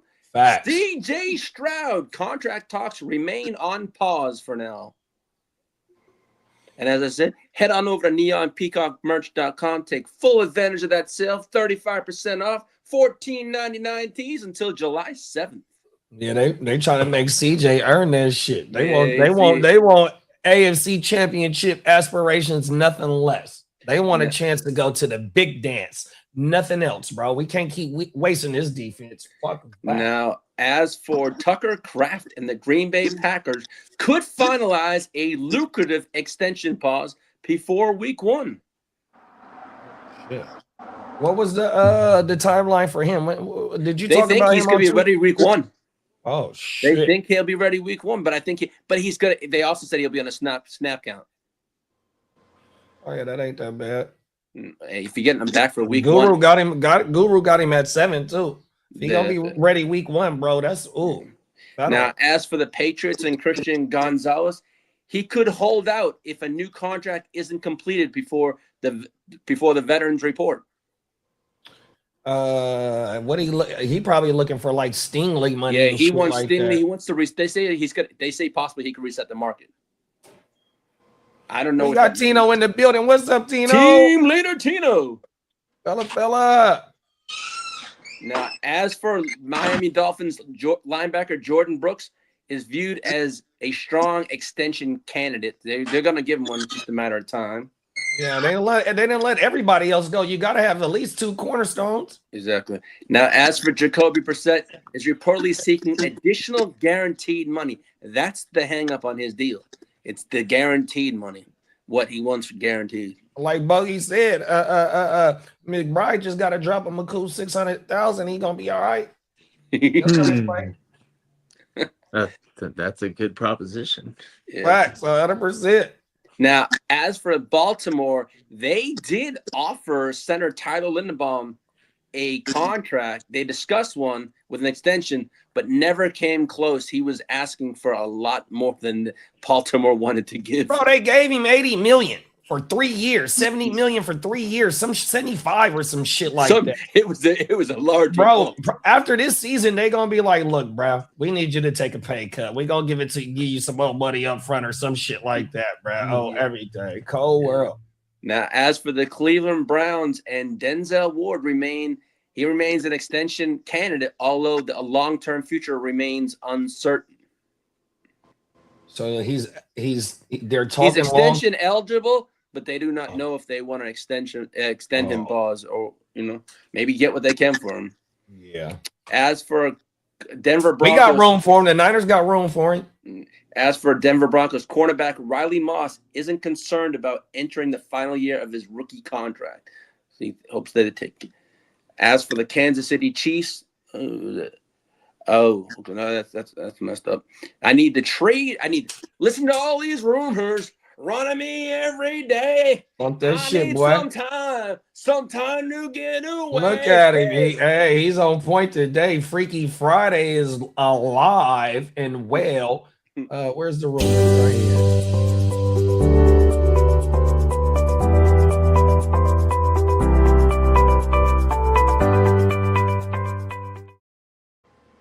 Our resident Bakes. The Las Vegas Raiders, Aiden O'Connell could emerge as a trade candidate with Kirk Cousins and Fernando Mendoza now on the roster. Man, that motherfucker go for an 8th round pick. 7th round, 9th round. 8th round pick. Oh, my. Now, as for the San Francisco 49ers, wide receiver Brandon Aiyuk's future remains uncertain, but the team is no longer actively pursuing a trade. Wait, what? They are no longer trying to trade him to get in because no one wants to touch him. Oh, yeah, for sure. No one wants to touch Brandon Aiyuk. Now, as for free agent, and cornerback Terrion Arnold's attorney says 3 teams have reached out with a signing expected within the next 30 days. Terrion Arnold, the boy that just got 3 released? teams that want to sign him. Oh, shit. But I think he's going to land on the commissioner's exempt list, to be honest Man, with that you. motherfucker got a lot to deal with. He needs to deal with that first. So, No shit, right? Now, I know, and I sent this to King D, I think, this morning. Aaron Donald and the Rams are expected to discuss a reunion for the 2026 season, and it could be any time. They say he's going to be back. It's just a matter of time. Oh, wow. Shout out to AD, bro. AD and Myles Garrett. Cold world, bro. Did you see that thing I put in the thread about the blockbuster trade? This is just straight rumor. According to Raiders insider Vinny Boscon, the framework for a potential blockbuster trade with the Raiders and 49ers would be a 2027 first-round pick, a 2028 second-round pick, and Michael Williams, and you would receive Maxx Crosby. See, now I'm not mad at that. See, but you giving up a lot of draft picks for somebody that you took in the first round, even though he's coming off an ACL, played 8 games. You know what I mean? That's too. I'm not mad at the parameters. ACL. It's just a little bit too high because maybe we keep the second and send the first and the player. You know what I mean? Mm-hmm. Or we somehow keep Michael and send like more picks or something. Like you give him a 3rd or something. Like. Right, I ain't mad at that neither, Buggy. 100%. Here's the thing too: is like if we have to part with Michael Williams, him coming off the ACL makes me feel okay about it. Like like I'm not mad at it. You're right. Like it's like in Dynasty, you might have like a player he's good, but he's injured. You're like, I'm gonna move him right now just in case. And see, he needs to develop as a full-time pass rusher. You know what I mean? He's more of a run stopper on the edge. You know what I mean? So he still got to develop more moves and shit to be able to be a dominant pass rusher. When you bring in Mad Max, it's full throttle, bro. 100%. Hey, Tino said Micah Parsons need a back autonomy. I'm spreading rumors as well. Come on now. Hey, man, you ain't part of the team, bro. Talk that shit. Hey, that's why I said it was a rumor, but you never know what could happen. But that was out there like 2 days ago. I saw that. Lee, hey, Derek, I seen Lee picked him up in one of them motherfucking leagues too, bro. So, hey, he on the same hype you on, Derek, on my mama. I don't even know where I picked him up. Hey, he was probably mad that you got to him first. Pause. No, hey, whatever. Bro, you picked him up in the league. I was just on my phone in the leagues. I seen it. Who is this? Were put in for Aaron Darnold. Yeah. Oh, yeah. It'll probably happen at one point. It's good. Yeah. But it's gonna be when like they're about to make this playoff push. You know what I mean? Because when they won the Super Bowl, they did that with Eric Weddle. Eric Weddle, he was just chilling. He's like, you know what? I'm going to play with the Rams. You know what I mean? They're like, come on. Yeah, I hear that. Right before that playoff run. And it took him a couple weeks.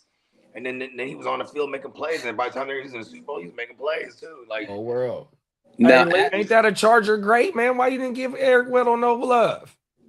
Hey, I was going to say something, but I don't want to always say something about you Chargers. gotta give. All right, it's okay to talk your He shit, bro. That's he a loved Charger SoCal. legend, man. Talk your shit, dog.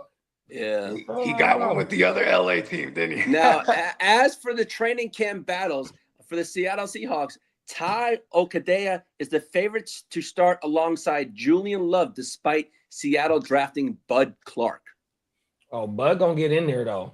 Yeah. Everything. That motherfucker aggressive than a motherfucker. I wish I would have got a share in him in our leagues, dog. Now, shout out to Peacock and the Houston Texans. First round pick Kellyon Rutledge will compete with Jake Andrews for the starting center job.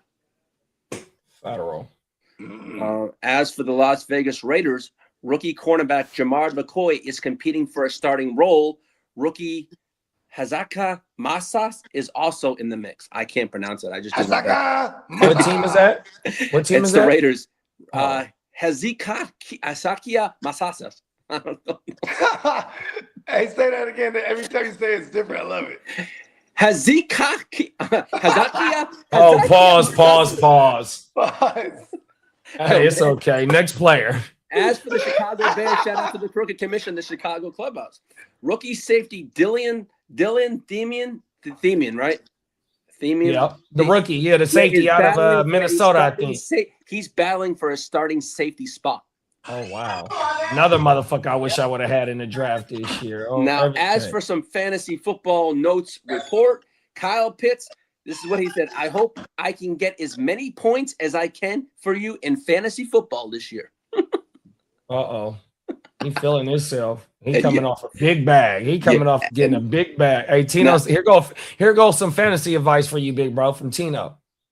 Darnold, horrible for fantasy football league. You want edges? Hey, Tino, I just picked up for Nate. He may not even last in my team. He might be dropped if I have to make a spot. Come on now. It was just the shit. Now, as for Buffalo Bills running back James Cook, he could see an increased role in the receiving workload under offensive coordinator Pete Carmichael. Who is that? James Cook. Oh, yeah. Well, what's Brad's name? Joe Brady? He the head coach, so he's still over there, got some, some touches onto the offense, but we'll love to get some more receptions out of Cook. Shout out to Gang Green and the New York Jets. Rookie Omar Cooper Jr. impressed throughout OTAs and appears locked into the 3 wide receiver formations. The other one, Mitchell. That was Omar Cooper Jr.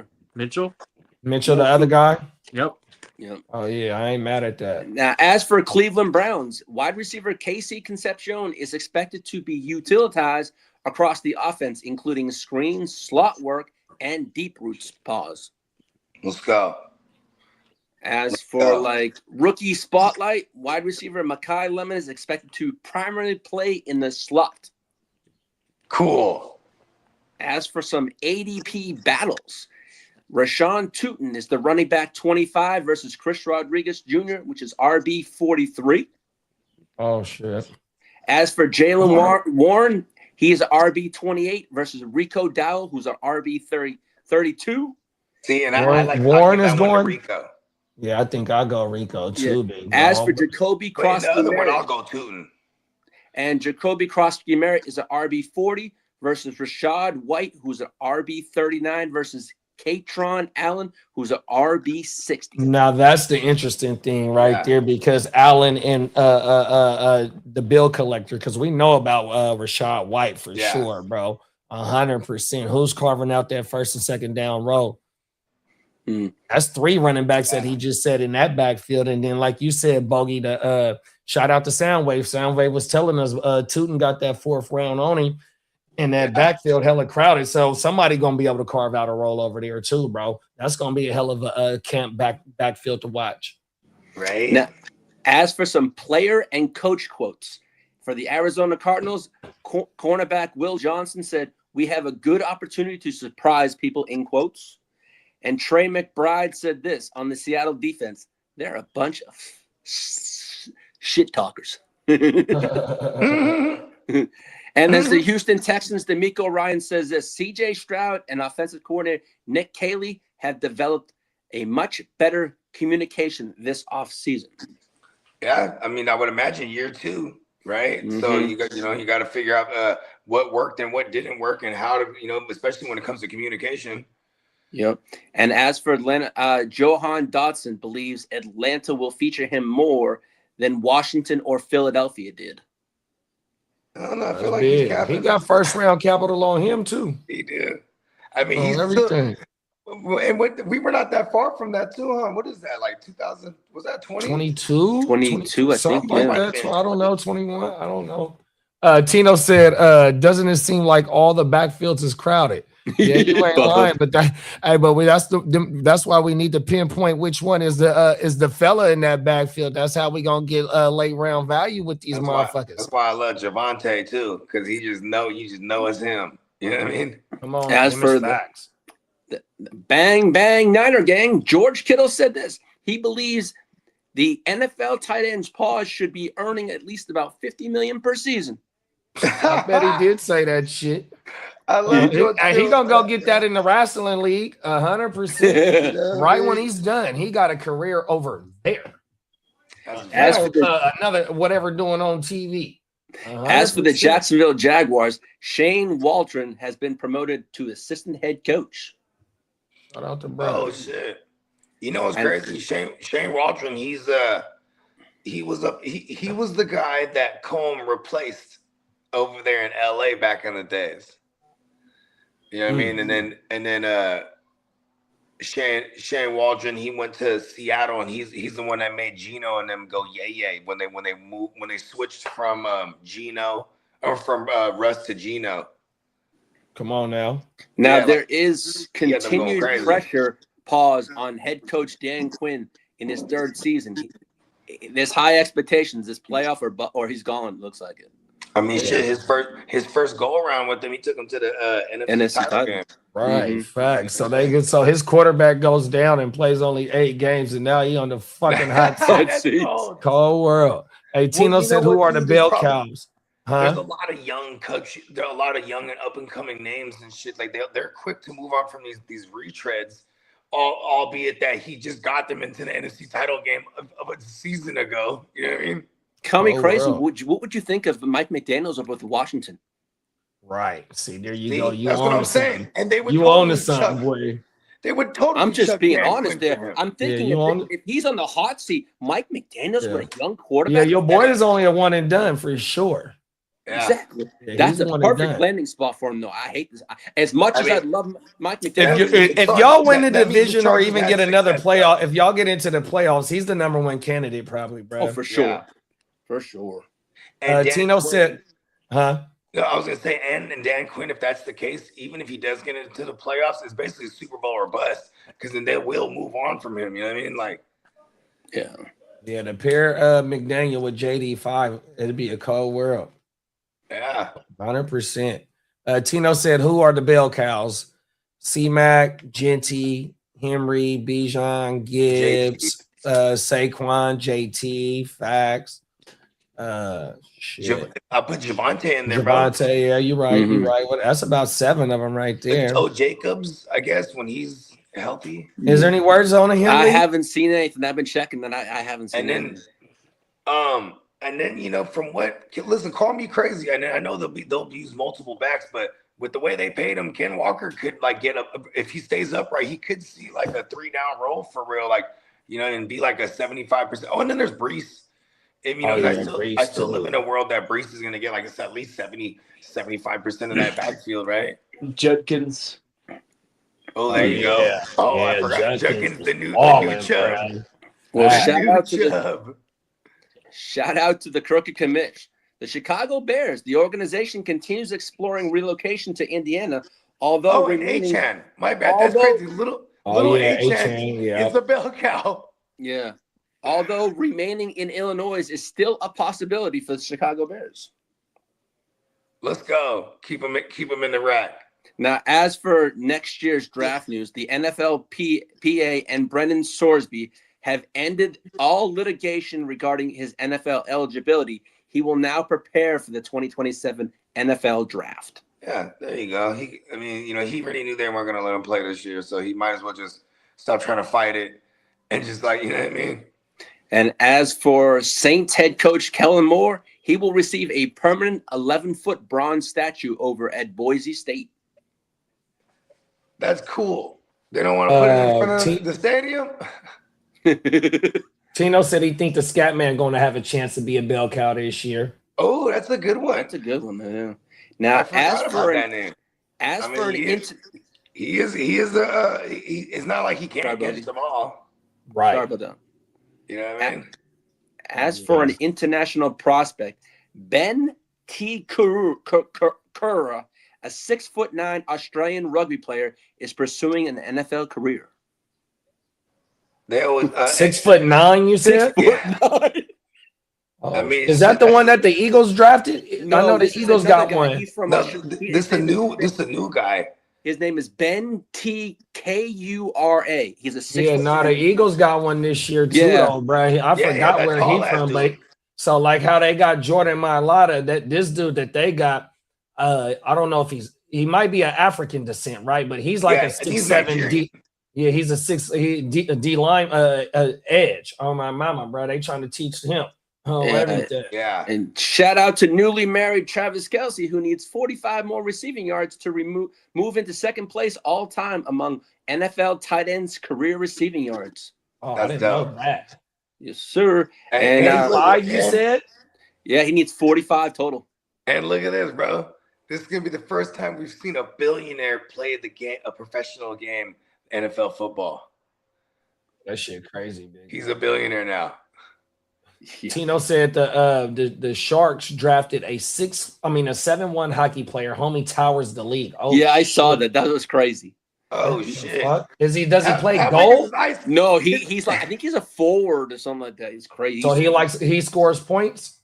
I'm not a huge hockey fan, but I saw that. If you have him as a goalie, you ain't covering the whole goal. Now, as for some hockey player. As for some player notes, Nick Bonito says he's focused on improving after recording a career-high 14 sacks during the 2025 season. Come on, he was going crazy. And on Tino said he's a defender.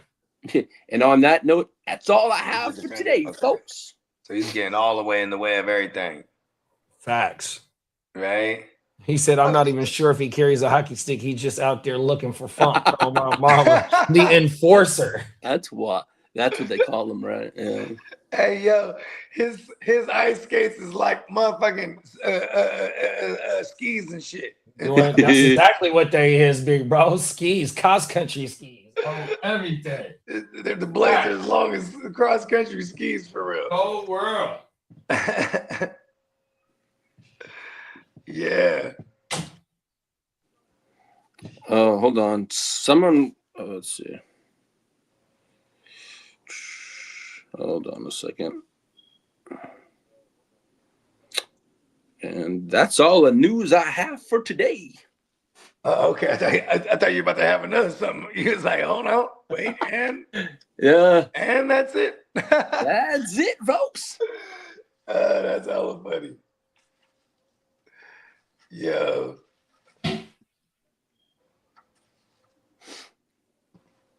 You gotta make sure you stay hydrated, bro. I've been doing that, but I have had a sore throat. This house, both of us have sore throats, so I've been drinking a lot of whatever I can, like water and stuff like that. It's just, I don't know. My wife's got it too, so I don't know. I've been coughing lots too. I hear you. Yeah. I was getting my levels checked this morning, my sugar levels. That's right. Which, and my A1C was like a couple. It's like I'm like a couple points, like 5 points away from being in a like a pre-danger area. I was like, oh, okay, I gotta watch that. Well, what you think be causing it? No, it's like well, because when I did my 40-year-old check, I didn't do it till I was 41 because I spent like that whole first a year in midlife crisis mode. Then when I got into midlife resurgence mode, I was like, okay, boom, see the doctor. And then everything was textbook, what they said. But they said, if anything, the A1C was a little high. Oh. So like, look, so 5.5 is pre-diabetic. I'm at 3.5. So I'm still, I'm still, still good, but it's a little high. So is it sugar? Yeah, that's the A1C tracks the sugar. Yeah. So what you be eating, a lot of sweets? Nah, it was definitely the beer. That's why I stopped drinking beer. And it's like seltzers, they have like, marginally less sugar. Unless that's just a myth I told myself. You know what I mean? But yeah, I stopped drinking. I just drink beer. Like I said, we'll say Monday night, I'll put house of case easy. Let's go. Turn up. Oh no. Yeah. We gotta go do our shopping for 4th of July after we're done with this shit. I know. I'm like, I wanted to do it yesterday. Because it's just gonna be crazy in all of the Costco's, everything. All right. Like, and see, I don't mind because Costco's always crazy, right? Right, facts. It's cheap in a buck. It don't matter when it is. But it's just when it's like these type of weekends, you get in there, everything is gone already. You're like, fuck. Yeah, I was trying to get there yesterday, but couldn't pull it, bro. Pause. I was tired. What does Tino says? Make yourself a hot toddy. Tino, it's kind of rough to have something hot in this Texas weather. No, you ain't lying. Unless you wake up like early in the morning. With like you wake up with the sun, maybe you get some of that morning. Oh yeah. You know what I mean? Open them doors up. That could be a thing too. Do you sleep with your windows open? Who, me? Yeah. No. We have the AC cranked. Okay. Because I'm saying, like, man, that always happens to me. If I ever, back in the days, I used to sleep with the window open. I wake up, I'm like, you know what I mean? I'm like, yo. I'm like, oh, it's the window, just breathing in all this outside shit. Fucking. I can't sleep with the AC or the fan on. I have to have the window open. I ain't gonna lie. Wifey has it on like 65. I have my sweatshirt on at night, dude. My girl crazy. She likes the fan on and the AC. Like, and then she'll have the blanket on. I'm like, why you have both of them? That was being too much. Oh, fuck that. She always I'm all set there. She had the blanket on, the AC, and the fan. No, but then she got the blanket on. Tino said, you drink, bro. Got to hit that cardio. Got to train to drink on our level. Yeah. No, you ain't lying. You know what I mean? I've been drinking a lot of that new. You know what I mean? I've been drinking a lot of that new. Getting ready. 75% less sugar. It's not that bad. I just have to get used to it. Yeah. They got a different taste to that shit, huh? Yeah, the taste is not there, but it's not the sugar level that the other Gatorade has, though. So it's 75% less sugar. Maybe if you get like them stevias, the artificial, or not artificial, but like the non-sugar, like sugar replacement things. Yeah. Throw some in the drink. Sweeten it up with that. Yeah. I hear. Hey, I am doing my best to stay healthy. That's all I'm trying to do. Come on now. I think about 20 years ago, if I would have thought what long term it would have done to me, I would have not done that. But I was kind of dumb and stupid back then. I was just drinking sugar left and right. Huh? I think we all can say that, honestly. Because when we get to a certain point, like, I'm like that too, like, you know what I mean? Just because, especially the way in the ways that I drink. You know what I mean? 'Cause I've been drinking like that since I was a young mustache. You know what I mean? Mm-hmm. Yeah, I mean, yeah, you know what I mean? Now that we have reached the masterhood, but still though, I can still drink like I'm in the masterhood of drinking. But it's the next days and the days after where you're like wounded and shit. You know what I mean? That's when you feel the age. You're like, oh, okay. Like, you know what I mean? It's facts. Wounded warrior. That's how I was yesterday. That's why I couldn't make my Costco run yesterday. And like this morning, the last couple days we was turning up, right? So like this morning, boom, I was like, okay, I got up early. You know what I mean? Made some breakfast. Got some Booga Peters told me to tell you guys happy 4th of July weekend. He wanted to pop on, but he went to Planet Fitness to work out instead. Shout out to Brad. Word.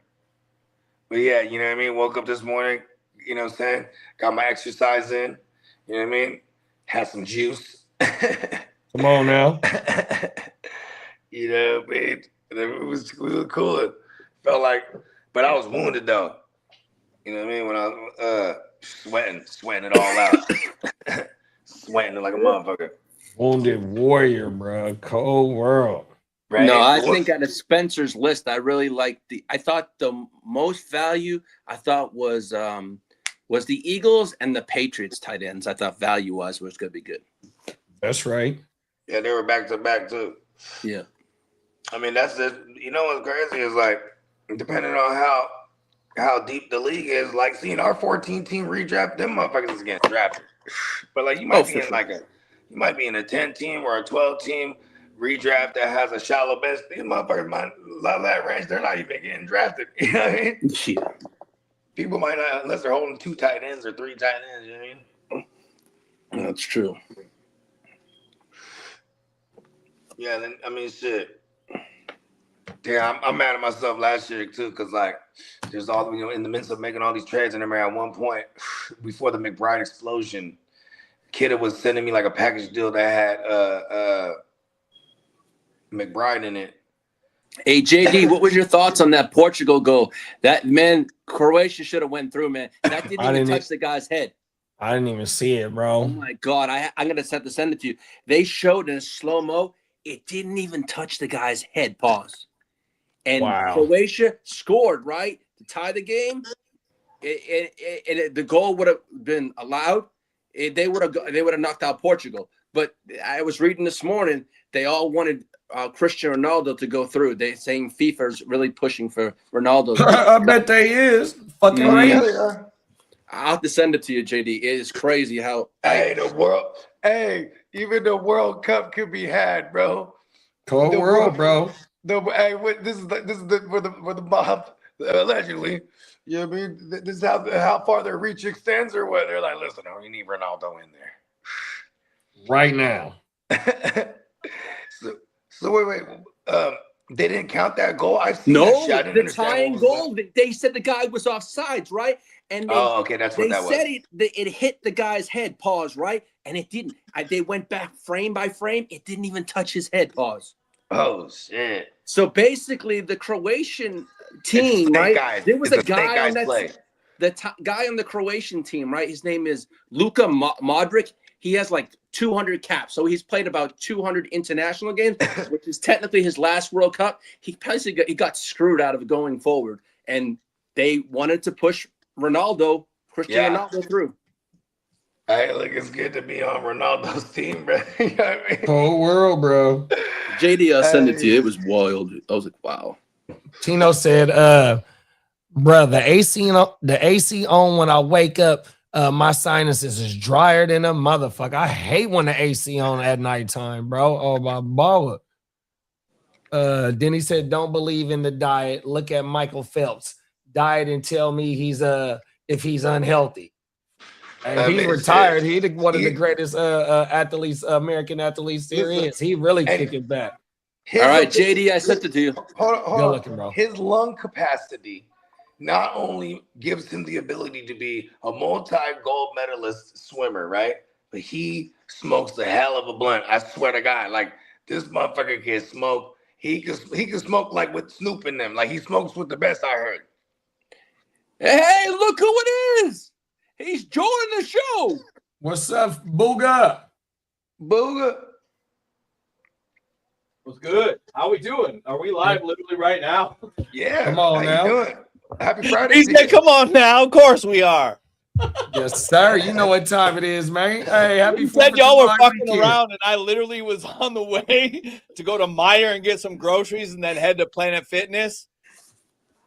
I turned around.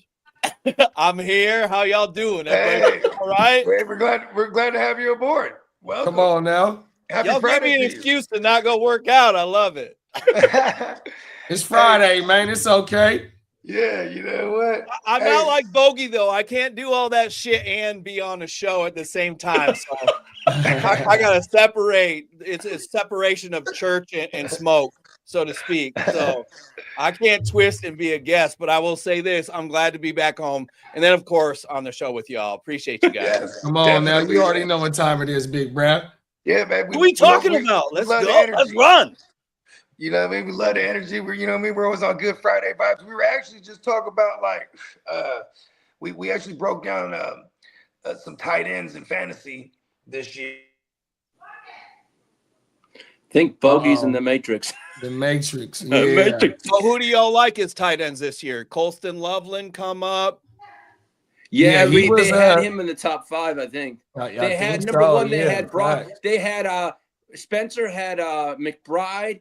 Then he had number 2 as the Raiders, Brock Bowers, and then at 3, I forget who was 3. Maybe Warren or Loveland. I I think. I think Warren. It's or at the Loveland. bottom. It's Yeah, not to go through Warren right makes now. Yeah, it's He at the had bottom right Gadsden as 20. There's a lot of mouths to feed at the Chargers, though. I think that's about right. Yeah, I was agree with that A lot of mouths to feed. I think Njoku is a damn good red zone target for us.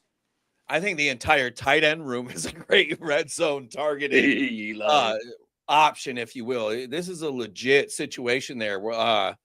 Taylor and I talked about it on Wednesday that it's one of the better Chargers tight end rooms we've seen in a very long time. But as Taylor and I went through the numbers, for us, it was any room that Antonio Gates was in was the best. But 2006 to 2009, you did have, for 2 of those years, you had Gates and Brandon Manu Malauna. Oh, yeah. He lined up as an H-back. He was an extra offensive lineman. Played tight end 3 at times.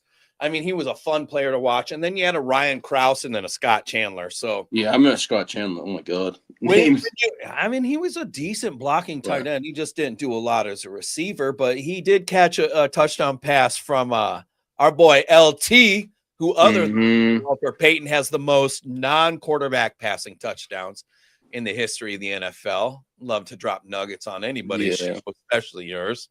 Yeah, it was a nice show with Bert. Oh man, Bert, good old Bert, man. Hey, listen, he's the president of the San Diego Strike Force too, amongst all the charitable things that he does. So he gets busy sometimes, but it was a little rough one. 14 minutes before we were about to start, and he's like, "Hey man, I can't make it." It's like, dude, I talked to you 4 hours ago. Like, come on, brother. But that being said, I honestly, I've talked to a lot of people about this, because everybody has an opinion about it. And I will just say this. Bert was one of my favorite players growing up. If he needs to miss a fucking show, I don't give a shit what anybody thinks. He can miss 10 in a row. I want Bert to be a part of my show, and he's not just a guest, he's a co-host. But yeah, you don't want to find out 14 minutes before the show after you rescheduled that, hey, by the way, I can't make this one either. But he knows that. I'm not saying anything he doesn't know or understand. That's a bad dude, too. That's a big boy still. My bad, Bo. Yeah, that's all good. I got thrust into the matrix. I had a phone call, but yeah, I think CMC's one of the only. I think he might be the only other one to score a touch rushing. He did the LT, where he scored a rushing, caught a receiving, and he had a passing. Yeah, I was at that LT game when he did it against the Raiders. Oh, yeah, I was there. He had 3 against the Raiders, by the way, overall. Yeah. He was legit as a passer. And listen, look at it this way. When there's 21 in the backfield with that navy and the lightning bolts on the shoulder pads, you don't know what's coming. And if it's a run, you don't even know if you can stop it. We saw what he did in 2006, 2007. And shout out to Lorenz Neal. Oh, Lorenz Neal. Can we get his ass in the Hall of Fame, by the way? Lorenzo Neal is the best fullback of all time. Yeah, I was just watching DJ Williams talking about his welcome to the NFL moment, and Lorenzo Neal gave it to him.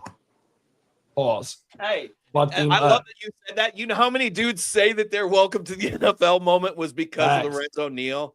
Oh, everything. Like, that alone is a foundation. Can we start the conversation? It's the number of 1,000-yard backs, and he played for a lot of teams. Lo Neal is shy to talk about it. He's actually a part of the Believe Network, and he hosts a show with Matt Money Smith, who's also of the Chargers. Yeah, he does Chargers radio games. Yeah. But listen, I don't know what you got a kicker in there, with a punter in there. Like, come on, man, let's get a fullback in there. Real quick with Matt Money Smith. Didn't he used to call the Raider games too, huh? Back in like I want to say 10 years ago. I couldn't tell you if he did. I did not know that. I could check a look. Hold on a second. I know he worked with he might still NFL Network. It's Money and Pop. What is the dude's name? Petros Papadoc. I can't remember his name. Former UFC player who played for. He kind of flunked out of the league. He wasn't a great player, but they host something in LA and have for I don't know how long. Oh, okay. Yeah, and Matt Money Smith, he's funny. He's been funny, but he drinks like I do. Yeah, no, facts. Like he always and I remember he used to replace on like we watch Red Zone all the time. What's his name? Scott Hansen. There've been a couple times where Scott Hansen was absentee and Matt Money Smith filled in from. This is probably like 12, 13 years ago. But he was funny because you could tell he was drinking on a job. Yeah, he's been with the Chargers since 2017. You know what I mean? They show him every here and there, but then but for the most part you can't see him. So he's turned up. I can't tell you how many people, my kids included, have said like, "Hey, his hair's different. Like every time we see him." Yeah, no shit.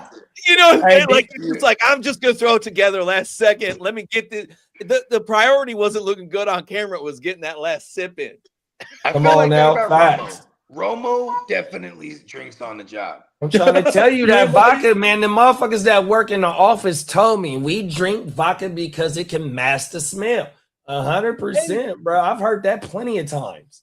And then Russians had to figure it out. You know what I mean? The whole world, bro. They had to figure You coming with that vodka and cranberry at lunch, bro? Oh, my mama have two of them bitches and go back. He's a little lime in that thing. Oh, everything. Your last 4 hours out the day, you ain't got shit to worry about. Hey, Tino, to answer your question, the United States can't appeal that. They can't appeal a red card because with FIFA rules, once it's given, what they can do is they can escalate the suspension from one game to possibly more. So the United States, if they're smart, just let it be. Let it be. Because if they do, that motherfucker is the leading goal scorer on the team, but too. The United States, it's a conspiracy against America. I know. It is. If FIFA warrants it and sees more, they can take him out for the rest of the tournament. So it's not. Yeah, but I mean, they slowed it down. That shit wasn't in real time. It was bogus. They didn't do that shit on purpose. It was on purpose. Oh, excuse me. I'm sorry. So it's basically one game. Yeah. If the United States was smart, say, okay, sit that one game, get them back for the next round. So yeah, we got Belgium. Hey man, no disrespect to Belgium, but y'all on a one-way ticket to wherever the fuck y'all live in Belgium. All of y'all. Listen, we gonna tell some Belgian waffles being. Time to go back home, bro. We're gonna take your Belgian chocolate. Time to go back home. The chocolate, the waffles, everything. Hey, they already got that. Be happy with that. And you're right on waffles. Woo! We trying to get there, man. Oh, everything. Right. Hey, I just thought of this name randomly because we were talking about Chargers shit. Remember Ladarius Green? You know what I mean? Oh yeah. So he played tight end. Ladarius Green. Ladarius. But he was Ladarius. He was always behind Antonio Gates at one of our meetups. Ladarius came to a Bull Blitz meetup, but it was before he had that huge head knock against the Patriots. I don't know if you guys remember that play as non-Chargers fans, but he got hit so hard, he literally, and I mean this quite literally, he was never the same human ever again. But he came to a meetup and everybody got pictures. He was one of the kindest people we ever met. But I'll tell you that when I've reached out to his agent in the last 5 years, you don't hear anything from him, and you don't hear anything about Ladarius Green. I don't know what he's doing, where he's at, but great player for a minute, and it felt like he was next up to replace Gates, and then it was just like he disappeared, and Gates is playing through fucking plantar fasciitis. Right. And then, like, I remember 2015, Gates was like, he was like hurt. And then Green had a nice little stretch there, but then he got hurt. You know what I mean? Hey, so I just was watching. I remember streaming him that year. And I was like, Green was just catching tugs. So on one of my favorite football podcasts, the Raw Report, they just had an interview with Quentin Jammer. So Quentin Jammer was talking about the Schottenheimer days, right? And how when y'all lost to the Patriots, Gates, his foot was fucked up, the plantar fasciitis, fucking Field playing on that motherfucking ACL 100%. Oh, my mama. And Jammer, y'all was 12 wins, 13 wins, 14 wins. With 14 wins that year, wasn't it? Yeah, they fired, bro. Rest in peace to Marty Ball. Rest in peace to Marty Ball. Oh, my mama. You guys had the number one offense. Number one defense. Number one defense, but the number 32 special teams or something like that. Exactly. No, that's like 10 years later, just so you know. Oh, that was like 10 years. Okay. The problem was fucking Marlon McCree's dumb ass wouldn't get the fuck down after that pick in 2006. But listen, you talk that, man, you guys are breaking my fucking heart right now. Like welcome to the show. Hey, Booger, you gotta remember, even though Lee gonna take this personal, but like we ain't been shit since 1994, bro. Our end all be all is to put the ring on, bro. We didn't been there plenty of times, and they never, hit the woo wop, the kitty cat, man. We trying to hit the kitty cat, flood smelling that shit, dog. That's what I call it. We lost 3 in the last 15 years. I don't like He's told me a little bit about y'all ganging up on him about that. Hey, not me. Hey, bro. I'm used to the 1990s. The best team I've ever watched play football. I was 10 years old in 1994.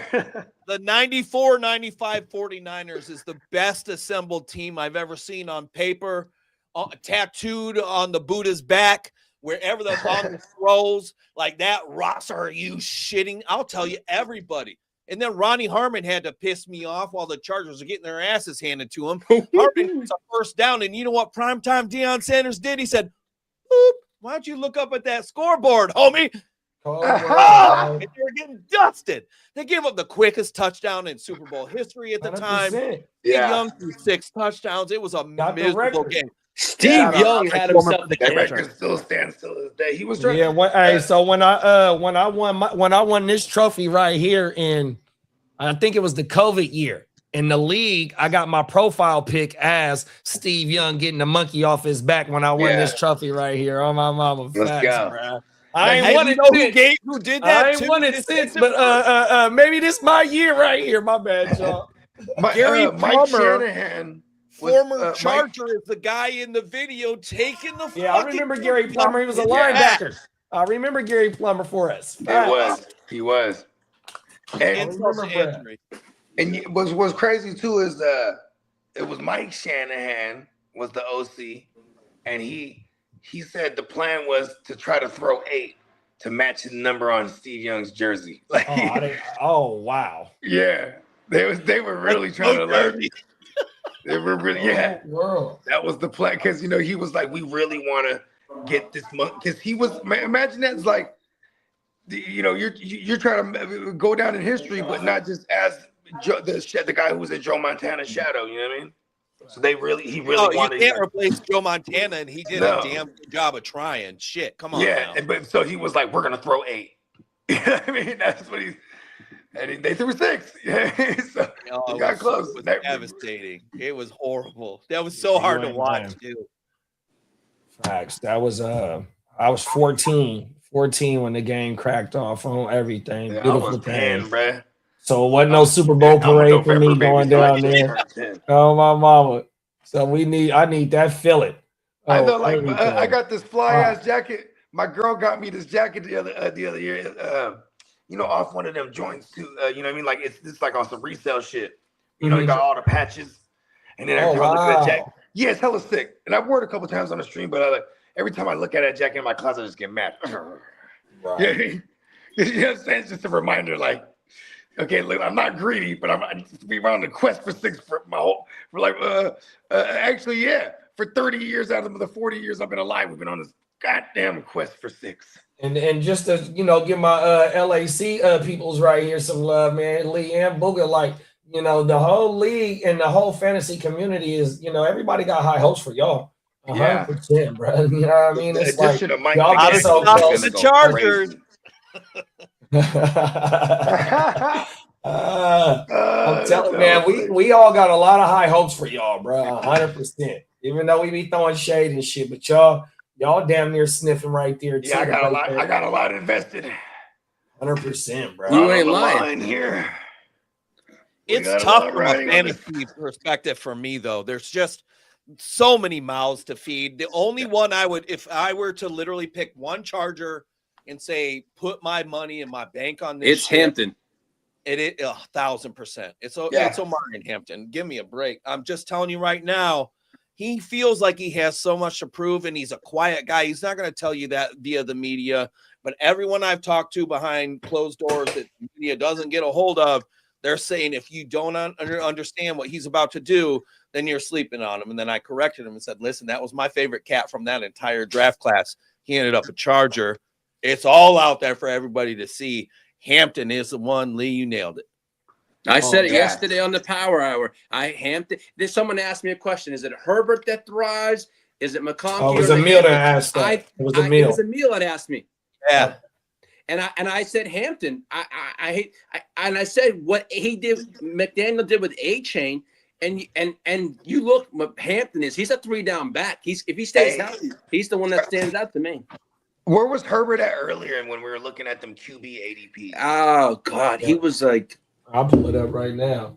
Yeah, and then you got to remember, even though that McDaniel is the head coach, and McDaniel comes from, he was the run game. Oh, Herbert was 24, 26. Herbert, Timothy. With the Niners, he was the run game coach. McDaniel was the run game coordinator in Frisco. Yeah. That's one thing that Harbaugh and McDaniel got in common. They want to run the ball first, 100%. That's a fact. I mean, and so Hampton, the profile that he has as well, he's a bigger back than A-Chain as well. So we might even get maybe a 1,300 yard season out of him because they done completely rebuilt the offensive line, which what I call a great wall of China. You know what I mean? 100%. I thought you were a Niners fan. You gassing me up, brother. Come on. Come on now, big bro. You know what time it is, my G. But also I gotta give my guy some love. My guy Lab, bro. There's nobody else threatening him. OG gone. Look, my guy gonna get back. My guy gonna be getting back into that sneaky WR1 spot this year, dog. 100%. Playmaking capability is there, dog. 100%. Especially if they don't bring back Keenan. You nailed it, JD. I'm telling you right now, bro. They better not bring back Keenan Allen. And we're talking about McDaniel. That's one thing that he know how to do is scheme his playmakers open, bro. And Lad is a playmaker, dog. We seen it, bro. Yeah, man, I am high on QJ this year. I do think he's going to thrive in this offense.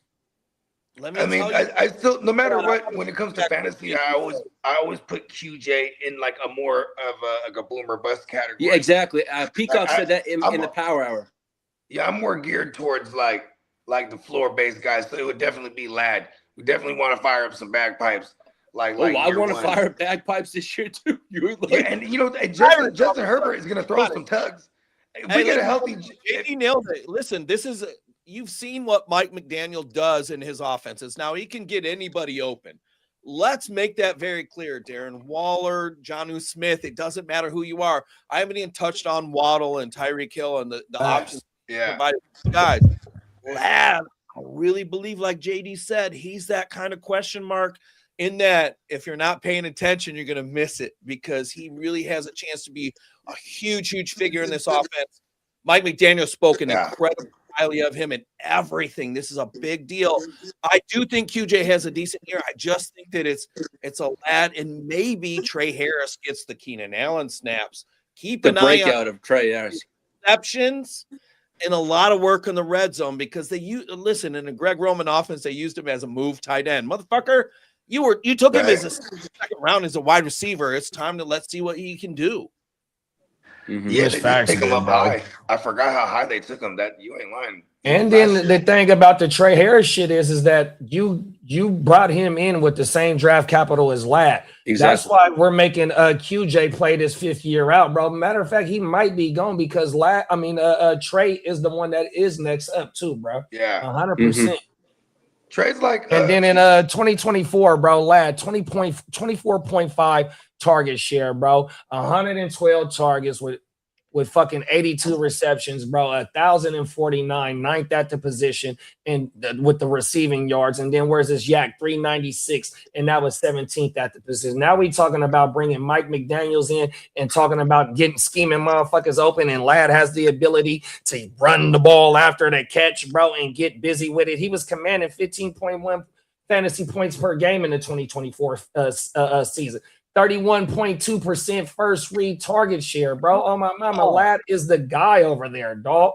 100%. I can't wait to see this dude in this offense.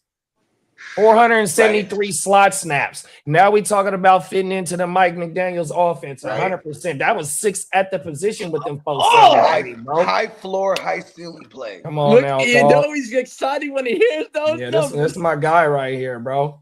Oh, my mama. My GWN brothers is the one that put me up on, bro. 100%.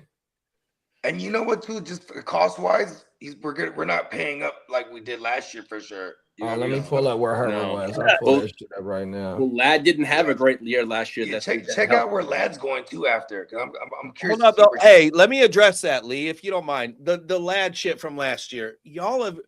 I have a feeling, I'm not the only one here, that we've all felt like that top dog wherever we've been somewhere.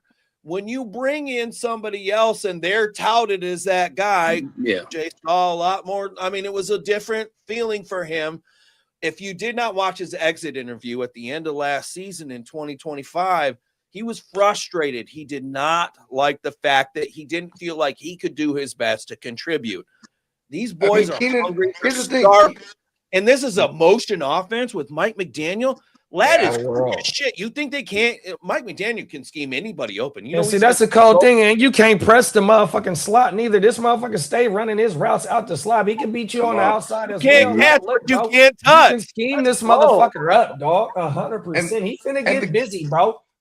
Keenan Allen didn't just come back for like 1 year. He came back and like it was like he never left. Like he demanded like 100-something targets, and he took all the Ladd shit that we were expecting in fantasy. Keenan took all the first read targets because of the motherfucking the boo-boo offensive line. Like Lee said, they led the league in top 3 in sacks, top 3 in line combinations, maybe number 1. We were top number 1. We were so with Keenan running the shortest A-dot, Keenan A-dot was like at 6.5, and he led the team in first read targets. Facts. Yeah.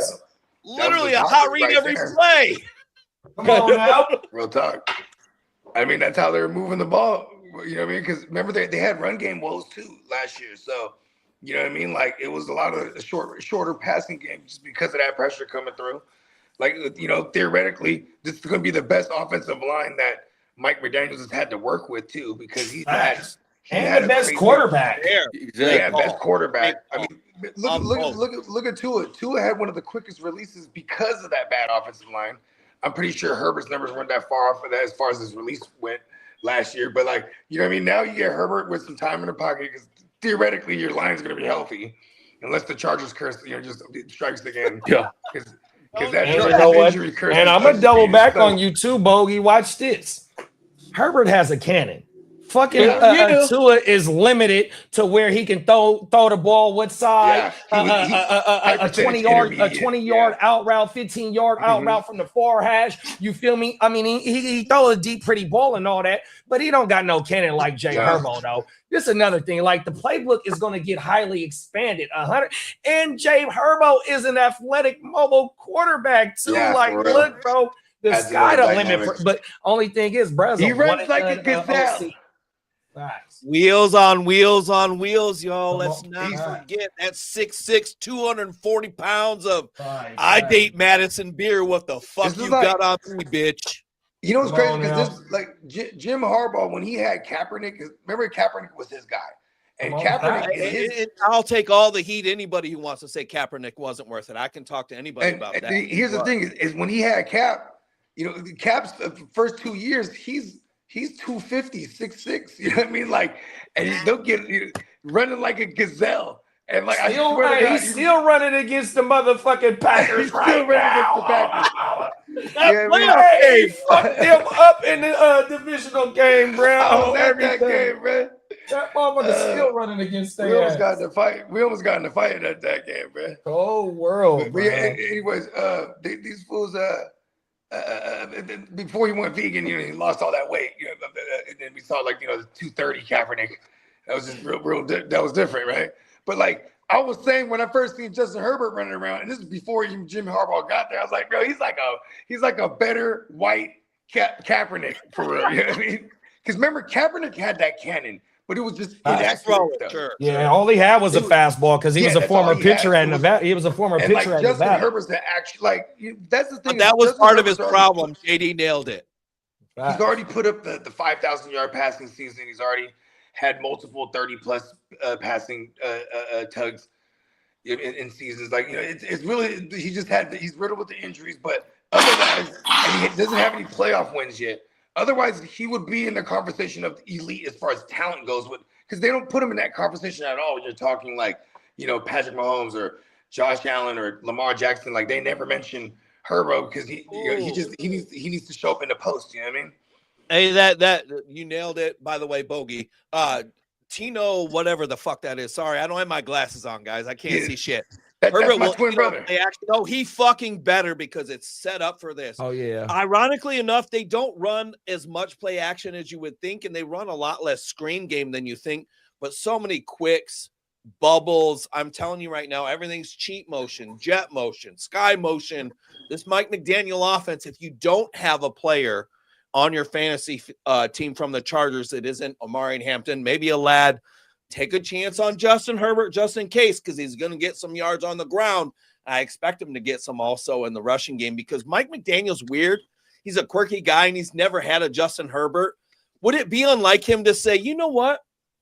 Let's get Justin Herbert 15 fucking rushing touchdowns this year. Yeah. Like, don't shy on the Herbert. You know what I'm saying? Dude, I mean, McDaniel, he's best friends with comedian Dan Soder. They hang out like my friends and I hung out. I'm just going to leave it at that.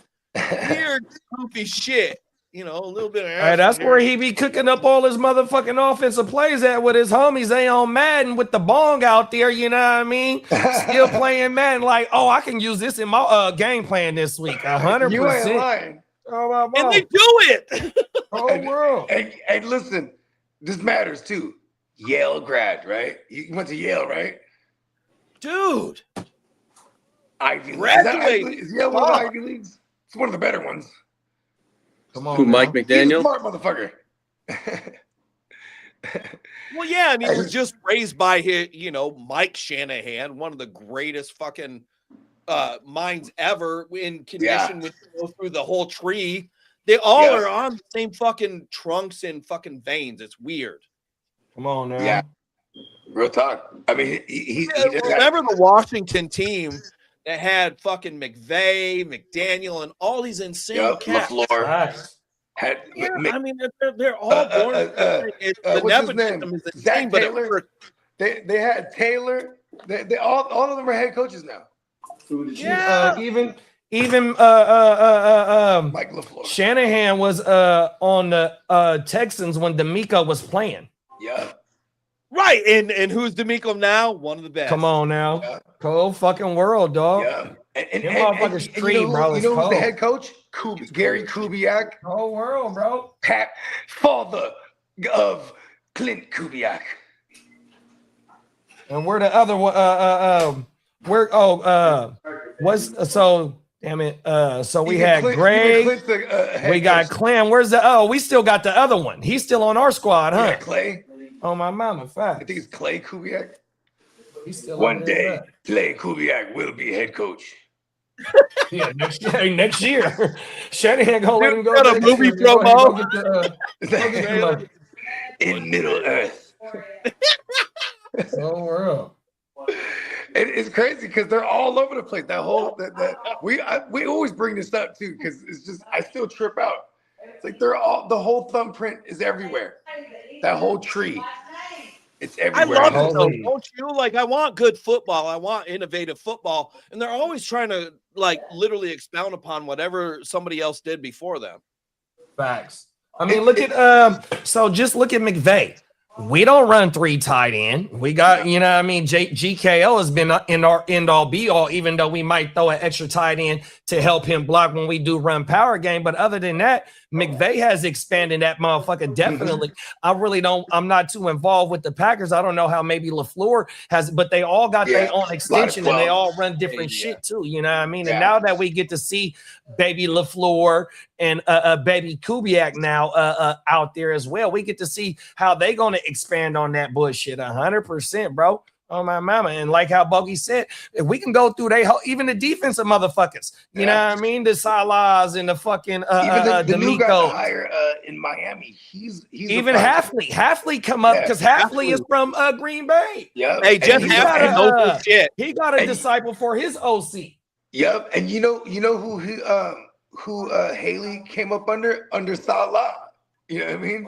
Come on now. But what's crazy is because that's the top of the tree. The Shanahans, LaFleurs, and Salah and McVay. Like in real life, 3 out of those 4 were like they're on each other's wedding. Yeah, we got to see with the defense though, Salah, and then we got to go back to that Gus Bradley days too, though, up in with the Seacocks. 100%, you know what I mean? Because it gets broke down. And Shannon, one thing about Shanahan, he run that same motherfucking defense with all his defensive coordinators except for Wilkes. Wilkes was the only one that really didn't impress like how the previous. Know him well. Come on, now, facts. I know. And we know Brandon Staley too, because Brandon Staley was there with Steve Wilkes as well. Don't get me started on that, asshole. So world. The whole world out here, bro. I won't get into the Staley thing. I'm not gonna bore anybody. I got one question for y'all. Was Staley the coach when y'all played the Raiders on the last game of the season and y'all could have tied and both got in or some shit like that? Wasn't that him? Yes, sir. Oh my mama. And it got us Harbaugh. And it got us a new GM. It was a perfect thing. Oh, that's what got him Cam. Yeah. And the general manager Cam, brother. Come on, JD. It was a monumental swing in Chargers history. That Raiders beatdown got him fired. Okay, so I'm glad you said that, Booker, because Lee is always trashing Telesco, right? But who did Telesco take? Right? Did Herbert fall to y'all, or did Tua get drafted before Herbert? No, Tua went first, then went Herbert. Oh, so he fell into y'all lap. Okay, I was finna say Telesco picked Tua over. I mean, picked Herbert over Tua, so he did y'all a damn good solid. JD, you nailed it, and you didn't even know that you did. Telesco was great at making the obvious pick. He was really good at that. But in the 3rd fucking round, it was Craig Mager out of fucking Metro United, I don't fucking know, university. And then it was Trey Pipkins out of Sioux Falls State. It was just a lot of random shit. He felt like the 3rd round was like this willy-nilly bullshit, when in reality, you can get a high-quality starter if you do it the right way. Miss facts. I met Tom. I got tons of pictures with him. He dislocated my wrist after a game one time, ironically enough, when we were celebrating at Qualcomm. Fun. My nickname for him is Coupon Tom. He's not a big guy. He'll never forget you, though. Oh, he forgot me for sure. And trust me, he forgot me for sure. He had to, because he actually didn't like a lot of things I wrote about him. So I'm just going to say he didn't like a lot of the things I wrote about him. I nailed almost after his first year, and I got one in the first year, but I'd get 2 picks of his right every year until the end of his run as the Chargers GM. He got so predictable. You could always find so the glaring holes on the team were obvious, but he literally had this. He wanted to be Bill Polian, but Bill Polian, obviously for a lot of reasons, wasn't the best. They found Peyton Manning. Thank God for that. Or the he was the Bills GM when they lost the 4 Super Bowls with the Bills. Yeah, he was their GM as well. Word. Hey, that's because I got these gray hairs, big bro. That's when I started watching footballers in the late 80s, And I early wear a 90s. hat so y'all don't see the gray hairs, and I use a little adjustment band if I have to. You know what I'm saying? And I wear one so I don't show my bald spot. I'm definitely entering the George Clooney phase of my life. Come on now. Embrace it. I'm going full George Clooney in about like another couple of years for sure. Get the suit too. I'm Then getting there. you don't have it. It's lightweight. You know what I mean? Yeah. Yeah, Salt and pepper. But we have definitely entered the salt and pepper George Clooney phase. Come on now. Let's go. George Clooney was feeling the bad ones. And see how it goes. Come on now, bro. George Clooney, though, he was peeling them. He was peeling them. And he's right now dealing. What are you talking about? Yeah, you ain't on my mama. Oh, motherfucker. Hey, wasn't he with that chick from wrestling? He was with like Stacey Cuban for real. Dude's been literally all over the map, and you're just kind of like, I kind of believe it no matter what now.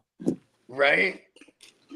And now I think he's at the age where he actually looks like the age he was, because he always like looked like older than he was. Oh, for sure. That salt and pepper was the look. He was like, boom, that's my way in.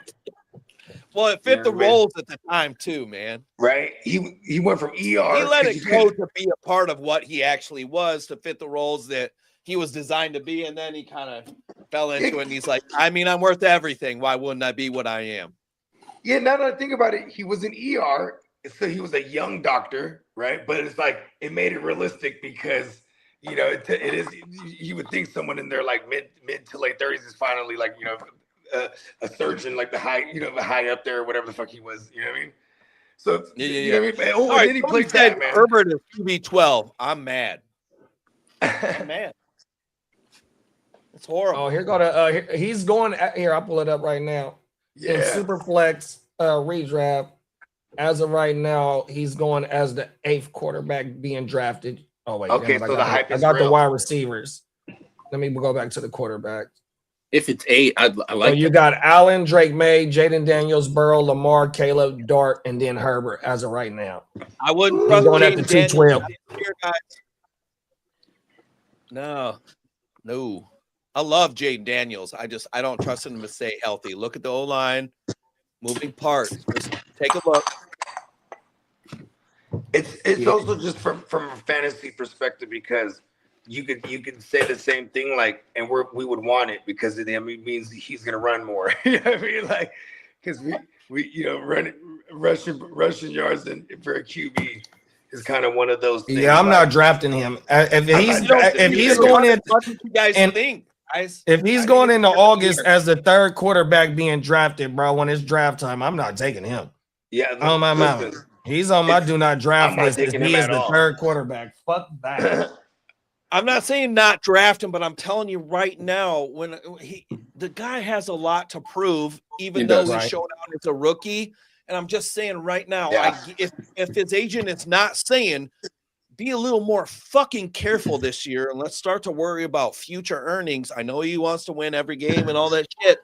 I expect him to try to figure it out a little more this year without using his legs. And you know, they invested in him as well. They took Antonio Williams. They brought in Chig as a free agent 100%.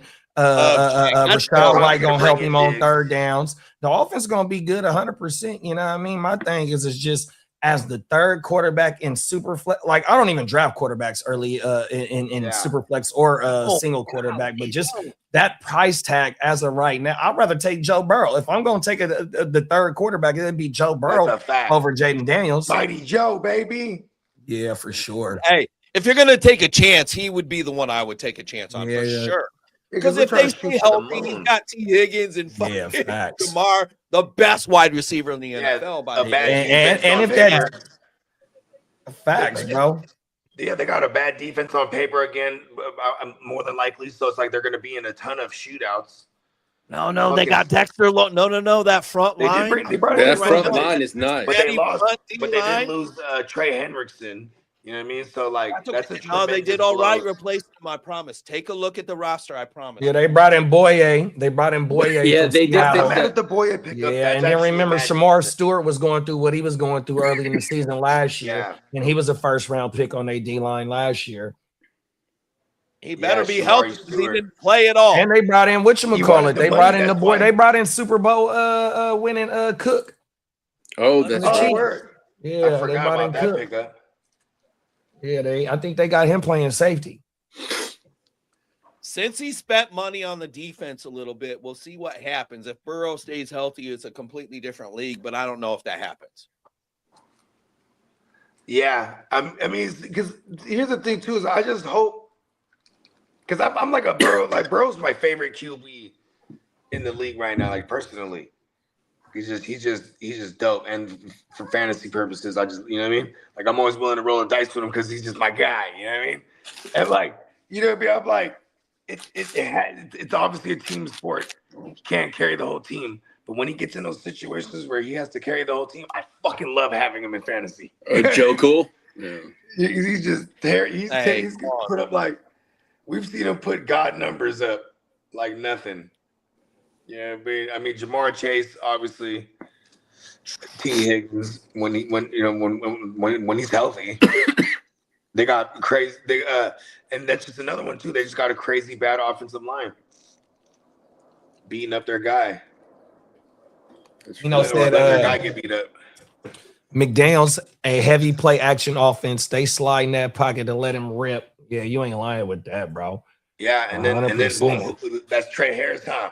But that's the thing though, like right with Amarion, even though that like A-Chain, he's 800 and 700, 700 and 700.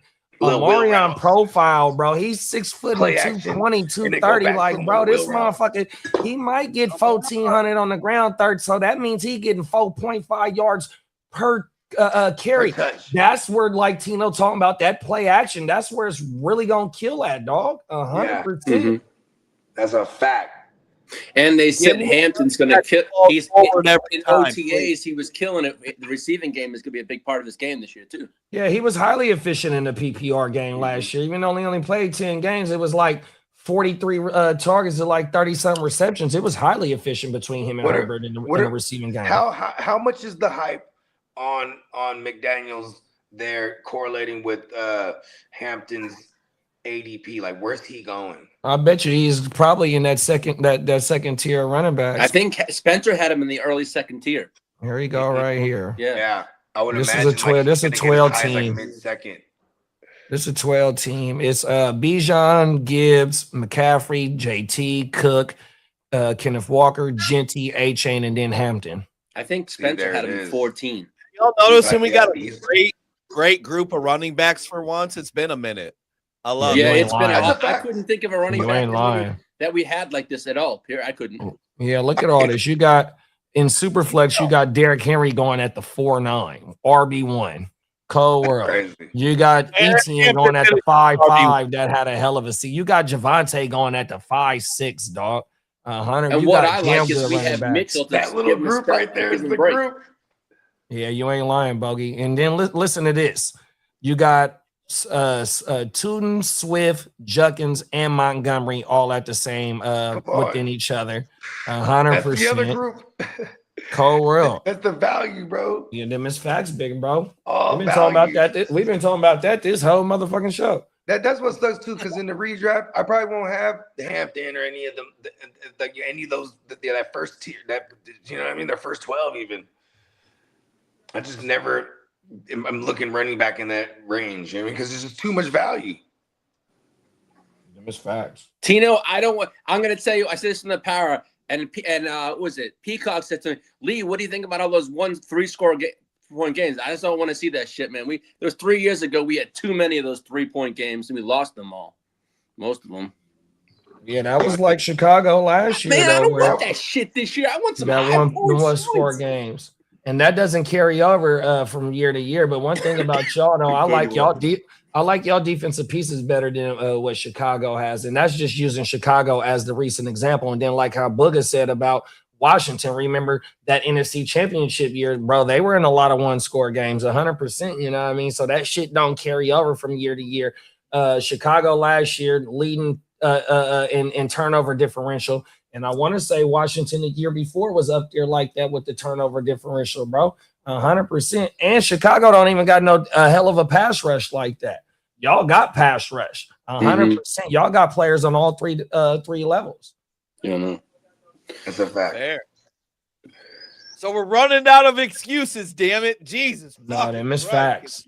I will say one more thing, right? Because like Harbaugh just even he's been waiting too, I could tell. I've been waiting. Having Harbaugh back in the days, right? You know, we played a lot of those close to the vest games, those you know, the one-score games, you know, losing by a field goal games. You know what I mean? And like when you have a McDaniels who has zero issues with absolutely running the scoreboard up, you know what I mean? Because that's what you got to do. Especially then you could play the style of defense you want to play and tee off with Thule and whoever else on the other side. You know what I mean? Like I'm pretty sure Bogey set me up perfectly because I got to run. But I will tell you this right now, he nailed it. So Jim Harbaugh has been the epitome of what you would consider a Bo Schembechler from the University of Michigan. 3 yards out of dust offense. But I'll tell you right now, Mike McDaniel put up 70 on those Broncos on purpose. Come on. I'm just saying right now that was not a fucking accident. This is a different They're offense. like, get me that guy. I'm telling you, they really want to make a statement. They want to make sure that you got to fight fire with fire. Oh, not just the fire, but all of earth and everything else, the wind. I mean, whatever the rest of the elements are. Forgive me for not being going into how a lot of the elements have been from that same tree is what I mean. Like you're like, oh yeah, give me McDaniels, and now we got. Hey, Booger, I'm gonna tell you like this though, big bro. Like it's in his DNA. Look what he did with us. 2 NFC championships and a Super Bowl, big bro. And then go 8-8. Then he went 8-8 before he got up out of here. Only reason why he got up out of here because he had beef with the GM.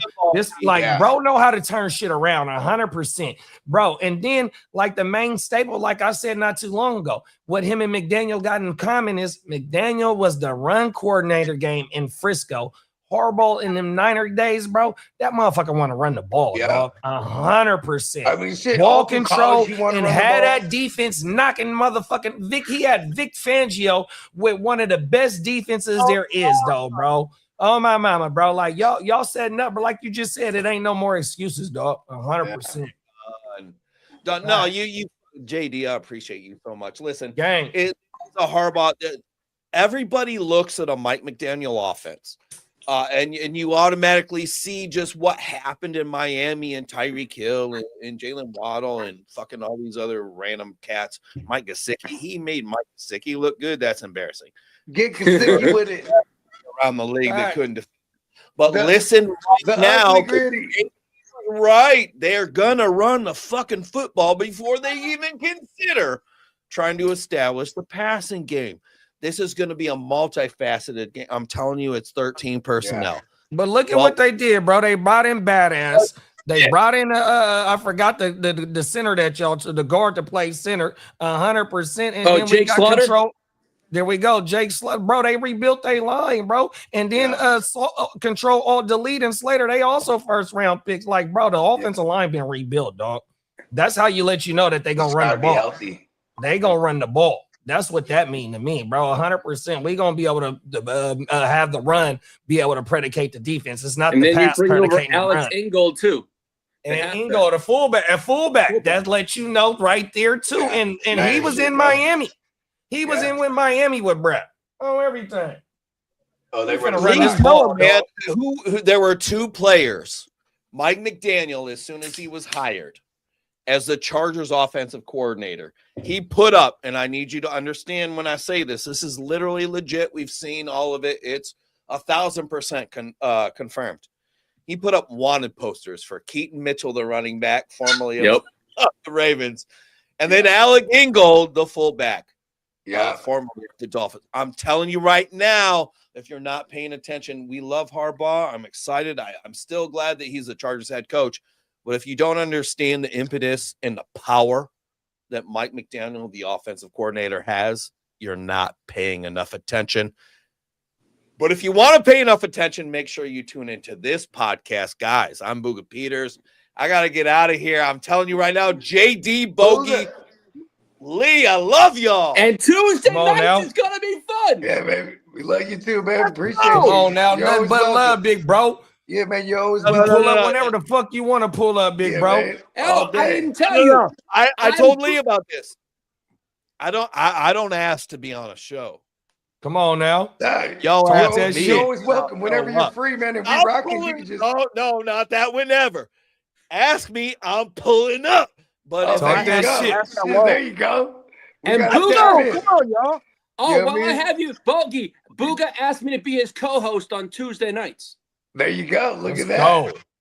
Fella, come on now. Public Uncut. My man Lee Ainsworth, we've got the video scheduled, just so you know. It's an official announcement. Lee Ainsworth is the official Tuesday nights, 7 p.m. Eastern, co-host of Bolt Blitz Uncut. Lee, I can't tell you how much I appreciate you already. Bogey, JD, this shit's real. I mean, come on now. I don't know if I can make it to Vegas, but hey, one day I'm saying I gotta chill with y'all. I'm not good at the internet connections. I just need to hang out with you guys. But I will say this: fact.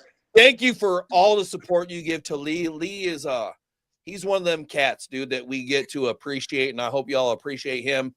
Come on now. Much longer, as much as I do. I'm Booga Peters. This is where I get the fuck out. Because I literally need to go smoke this and I can't do it in the house.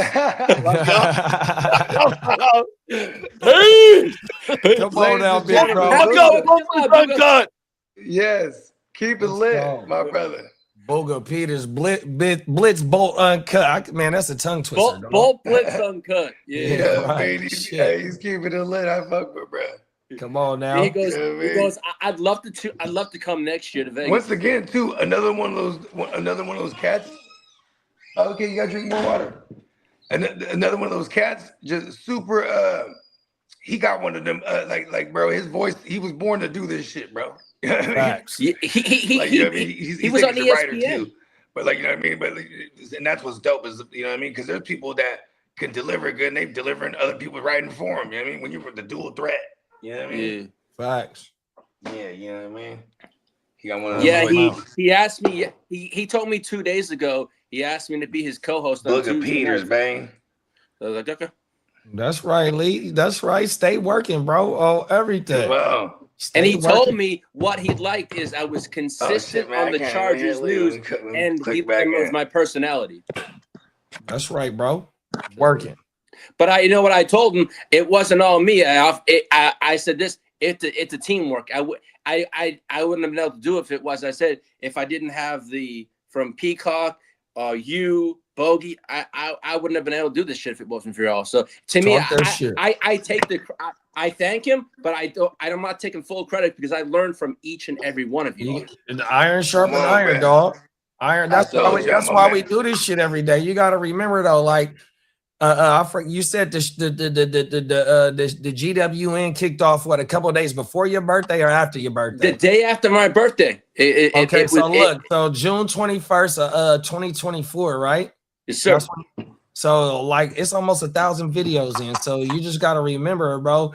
You on all those 1,000 videos. You know what I mean? We all on 1,000 videos. You feel me? So that's shooting your free throws. Mm-hmm. Come on.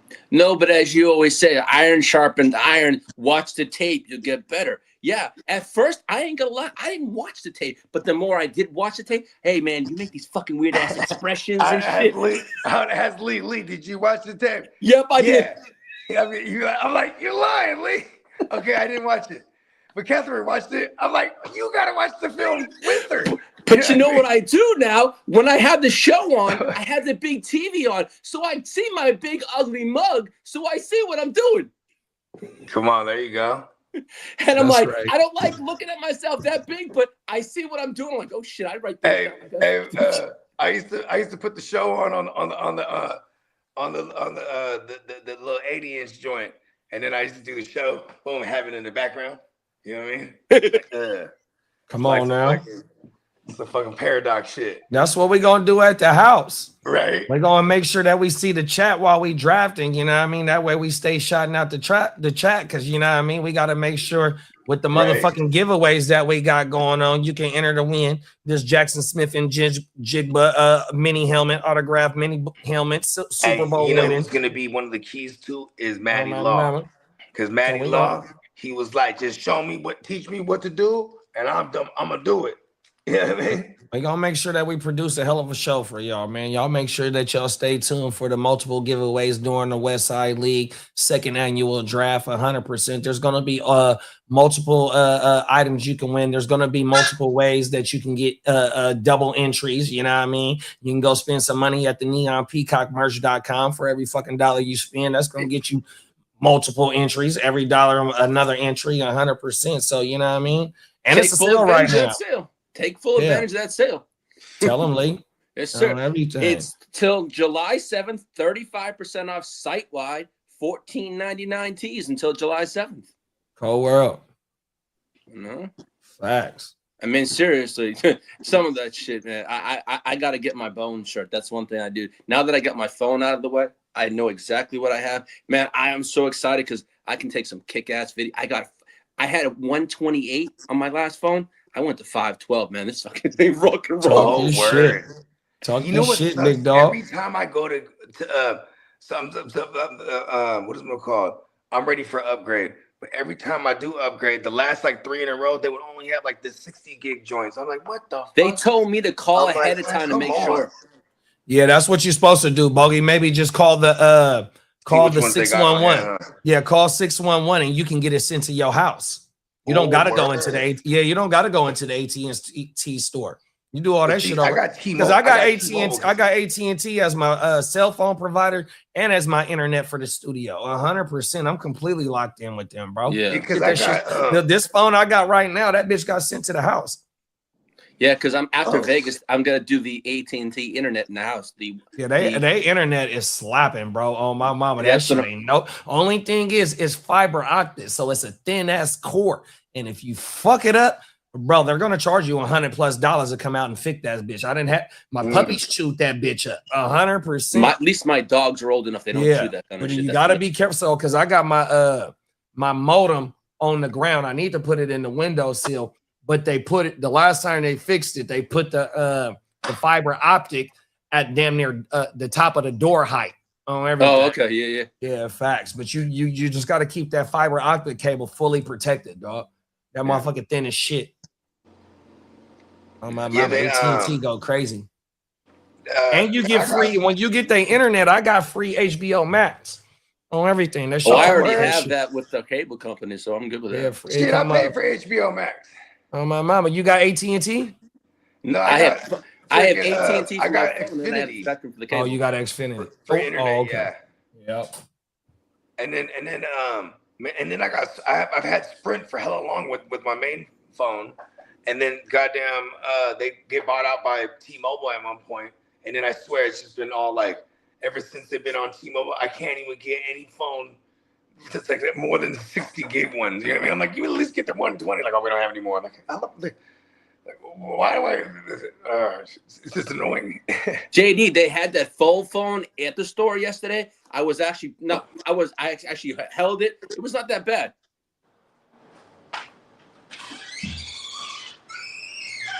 My bad ears. What'd you say, big bro? They had a sample of that phone, the fold-out phone that you wanted. They had one in the AT&T store. No, they didn't. They did. It wasn't. I don't believe it. A sample when they did. It was a Samsung. It wasn't no iPhone. It was a Samsung. It was a Samsung. The fold out. What it's gonna look like. Is it a Samsung or is it an iPhone? It's a Samsung. Oh yeah, they've been had that. Yeah, they've been had that joint. But no, I mean, because I wanted the 17E, right? And he goes, Lee, I have none. I was out 2 days ago. He just called and said, I wasn't that I needed a phone. I said, I need one now. I said, okay. Yeah. Paying $11.99 a month. Oh yeah, that ain't bad. And you got 500 gigs? Yeah, 512. Oh shit. I think my shit is. Yeah, so I was fine with that. The 14. I was just looking at that shit. Yeah, because my old phone was a 128. It just slows the lap. Now I can I take think videos. that's what and my all shit is. The camera's nice. I think that's what my shit is about. Why? When do you do for a new iPhone 14? Where's the gigs at? Oh, you go into your settings. That's what they told me how to do. Thank you, babe. You gotta go storage. general. Yeah, my shit was my shit is a 128, and I got 119 left. Yeah. Fuck this phone. No, all my gigs. My highest thing with gigs is my music at 19 gigs. Other than that, it's just my photos. I did all my transferring at home. Huh? I did my transfer at home. Oh yeah, for sure. Because I had like 8, as long as you got your as long as you got your iCloud shit saved, you do all that shit at the house. Yeah, I just got a message from Apple that my Apple is now fixed. Remember I had the issue? It was locked out. It's because I did it so many times. Oh, they thought you was a scammer. Yeah, exactly. So I just got it open into my Apple about 10 minutes ago. Yeah, I done some dumb shit on my shit, right? So the iPad, my old iPad, when I'm doing the in-studio shit, if I don't got the memory right, I mean the storage right, yeah, the bitch would cut off while we doing the in-studio shit, right? Even when I've been doing my own videos, right? So I just got me another iPad, right? Yeah. 100%. And so, but I made a new iCloud on the new iPad, which I should have just kept the same shit that I've been using and just monitored the photos and shit, because when the old iPad used to cut off, it was this one time where I deleted all the videos. I deleted all that shit, right? I'm like, man, I'm tired of this shit cutting off. So she like, bro, well, because I thought the iCloud, that means you could delete that shit and it just stays there. But once you delete it out your and once you delete it out your devices, it's gone. So she like, look, bro, you can call them and they'll get that shit back. Oh my, because I still got all, like, damn near all the content that I made personally. I got all that on the iPad, you feel? Because I don't want to delete that shit, you feel me? Okay, yeah. So I made the mistake by deleting it, but you can call the Apple people and they'll get that shit back. 100%. I've done that before. On everything. Now, what games are we doing this weekend? I know we got your game on Sunday. England and Mexico. When does the United States play? And that I don't know. And then it's a CFL game on Sunday night as well. Okay, let me check. out. If we want to do 2 games on Sunday.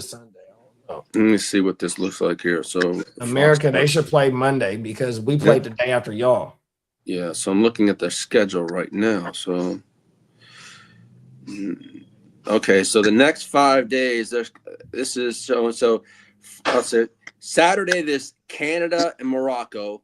Then you got the Netherlands and France. Yeah, tomorrow is the holiday. I ain't doing not a motherfucking thing that got to do anything with the internet, but except for me record myself cooking. Okay, Monday is the United States. Yeah, I got this cake. Yeah, we're gonna shut it down in a minute. Talk to him, Bogey. Let him know what's going on, man. What you got going, dog? Let him know. Man, you know what I mean? Just probably some 4th of July shenanigans. You know what I mean? Right now, I got this water software tech over here. About to check out this joint, but then yeah, man, I'm big cooling. I'm trying to kind of play low key this weekend. You know what I mean? But I'll rock with it. Oh, and then Sunday is my daughter's birthday, so you know what I mean. Happy birthday, baby Bogues. Yeah, I mean, she turned 13, so you know, I mean, she's the second oldest, holding it down for the kingdom. Yeah, you know what I mean? Come on now, 100%, man. So England and you showing them right now that beautiful California sunshine, man. Talk to them how we get down out here on this beautiful Friday. Yeah, you know what I mean? Yeah, that shit beautiful, dog. Yeah, man. This is real life. You feel me? And y'all cooking at the house, or y'all going somewhere on tomorrow? I don't know, because I know Candlestick and them, they might be doing something at the hut, so that's just down the street. You know what I mean? Oh, he liked to get on the smoker and shit, because I think last 4th of July he was doing the smoker and shit hella early. Yeah, hell yeah. They threw a party last weekend for the little man. Had a what is it called? He had smoked some ribs. That shit was fire. Oh, you know what I mean? Yeah, he get down for sure. Shout out to Candlestick, man. See you in Vegas, big bro. On my mouth. For sure, man. Hell For sure, yeah. everybody be safe, you know what I mean? For the 4th of July shenanigans, you know what I mean? Them is facts. Yeah, especially with the fireworks, y'all. Everybody be careful, you know what I mean? Do it the right I don't play with them. I get the shit from the box, you know, the wooden, what do you call them bitches? You know, the people that be selling them at the grocery stores and shit. I don't play with the illegals. No, you don't even bring them to my house. 100%. I'm gonna be happy just watching the Fort Worth fire display. Yeah, take that shit to the port. I don't fuck with them joints. They be flying them drones, bro. They gonna come straight to your motherfucking house, dog. No, that's a fact. That happened just the first year we moved here.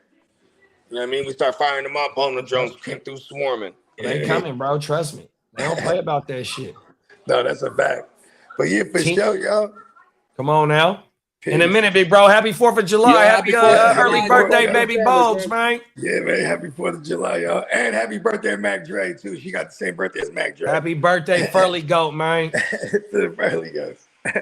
All right, fellas. It's good rocking with you. Have a wonderful rest of your day and a wonderful weekend. We'll see y'all Sunday, man. Sunday, Lee. We for sure England. And then you said USA play on Monday. I sent you the schedule, too. Oh, my mama. 100%. Yesterday, season 2, episode 12 or 11? It was 12. Episode 12. Y'all make sure if y'all didn't get a chance to go watch that, go watch the Chargers Power Hour. And shout out to Spencer the Guru. You can see it at the bottom of the screen right now. The top 24 rankings of his tight end. We got the top 36 running backs, and we got the top 36 wide receiver up on wherever y'all found us at. Shout out to the chat. You know what I mean? Wherever you found us at. If you're brand new to the channel, please make sure you like and subscribe. And if you liked and subscribe, bro, you are entered to win this free Jackson Smith and Jigba autograph helmet. 100%. Just go screenshot it to one of our Instagrams. 100%, man. And then just stay locked in because this is the best fantasy football content on the motherfucking internet. 100%. You want to put championships on the board? Bro, 100%. Stay locked in. We see y'all on Sunday, man. Have a blessed 4th, man. Be safe. Gang in the building. All right, Lee. I'll see you in a minute, big bro. All right, be good. Come on now.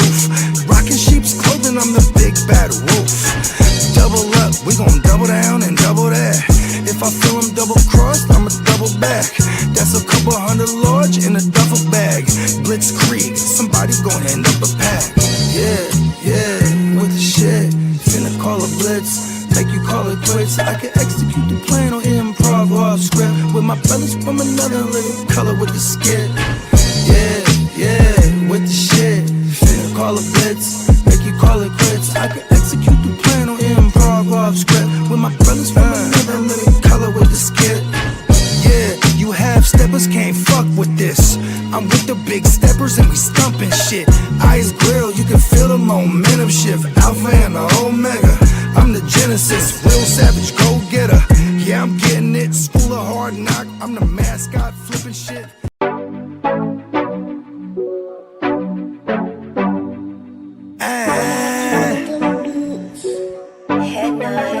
Scott! Yeah, let me quarterback this. We came a long way from throwing money in the mattress. I played a long game to get rich. They say the game is a bitch, but the bitch is the baddest. Bowie Scott friend won't change my name like I'm Cassius. Keep flame cause I'm cautious. I'll burn you to ashes. Double cross the bosses and get hit with the ratchet. Can't fuck with suckers, that shit is contagious. Count 100,000 blown clouds, hella anxious. Maybe a doctor, but I ain't got no patience. All top shotters on my roster, they gon' race shit. Transporting weight, cross states in my spaceship. Sky free, but I ain't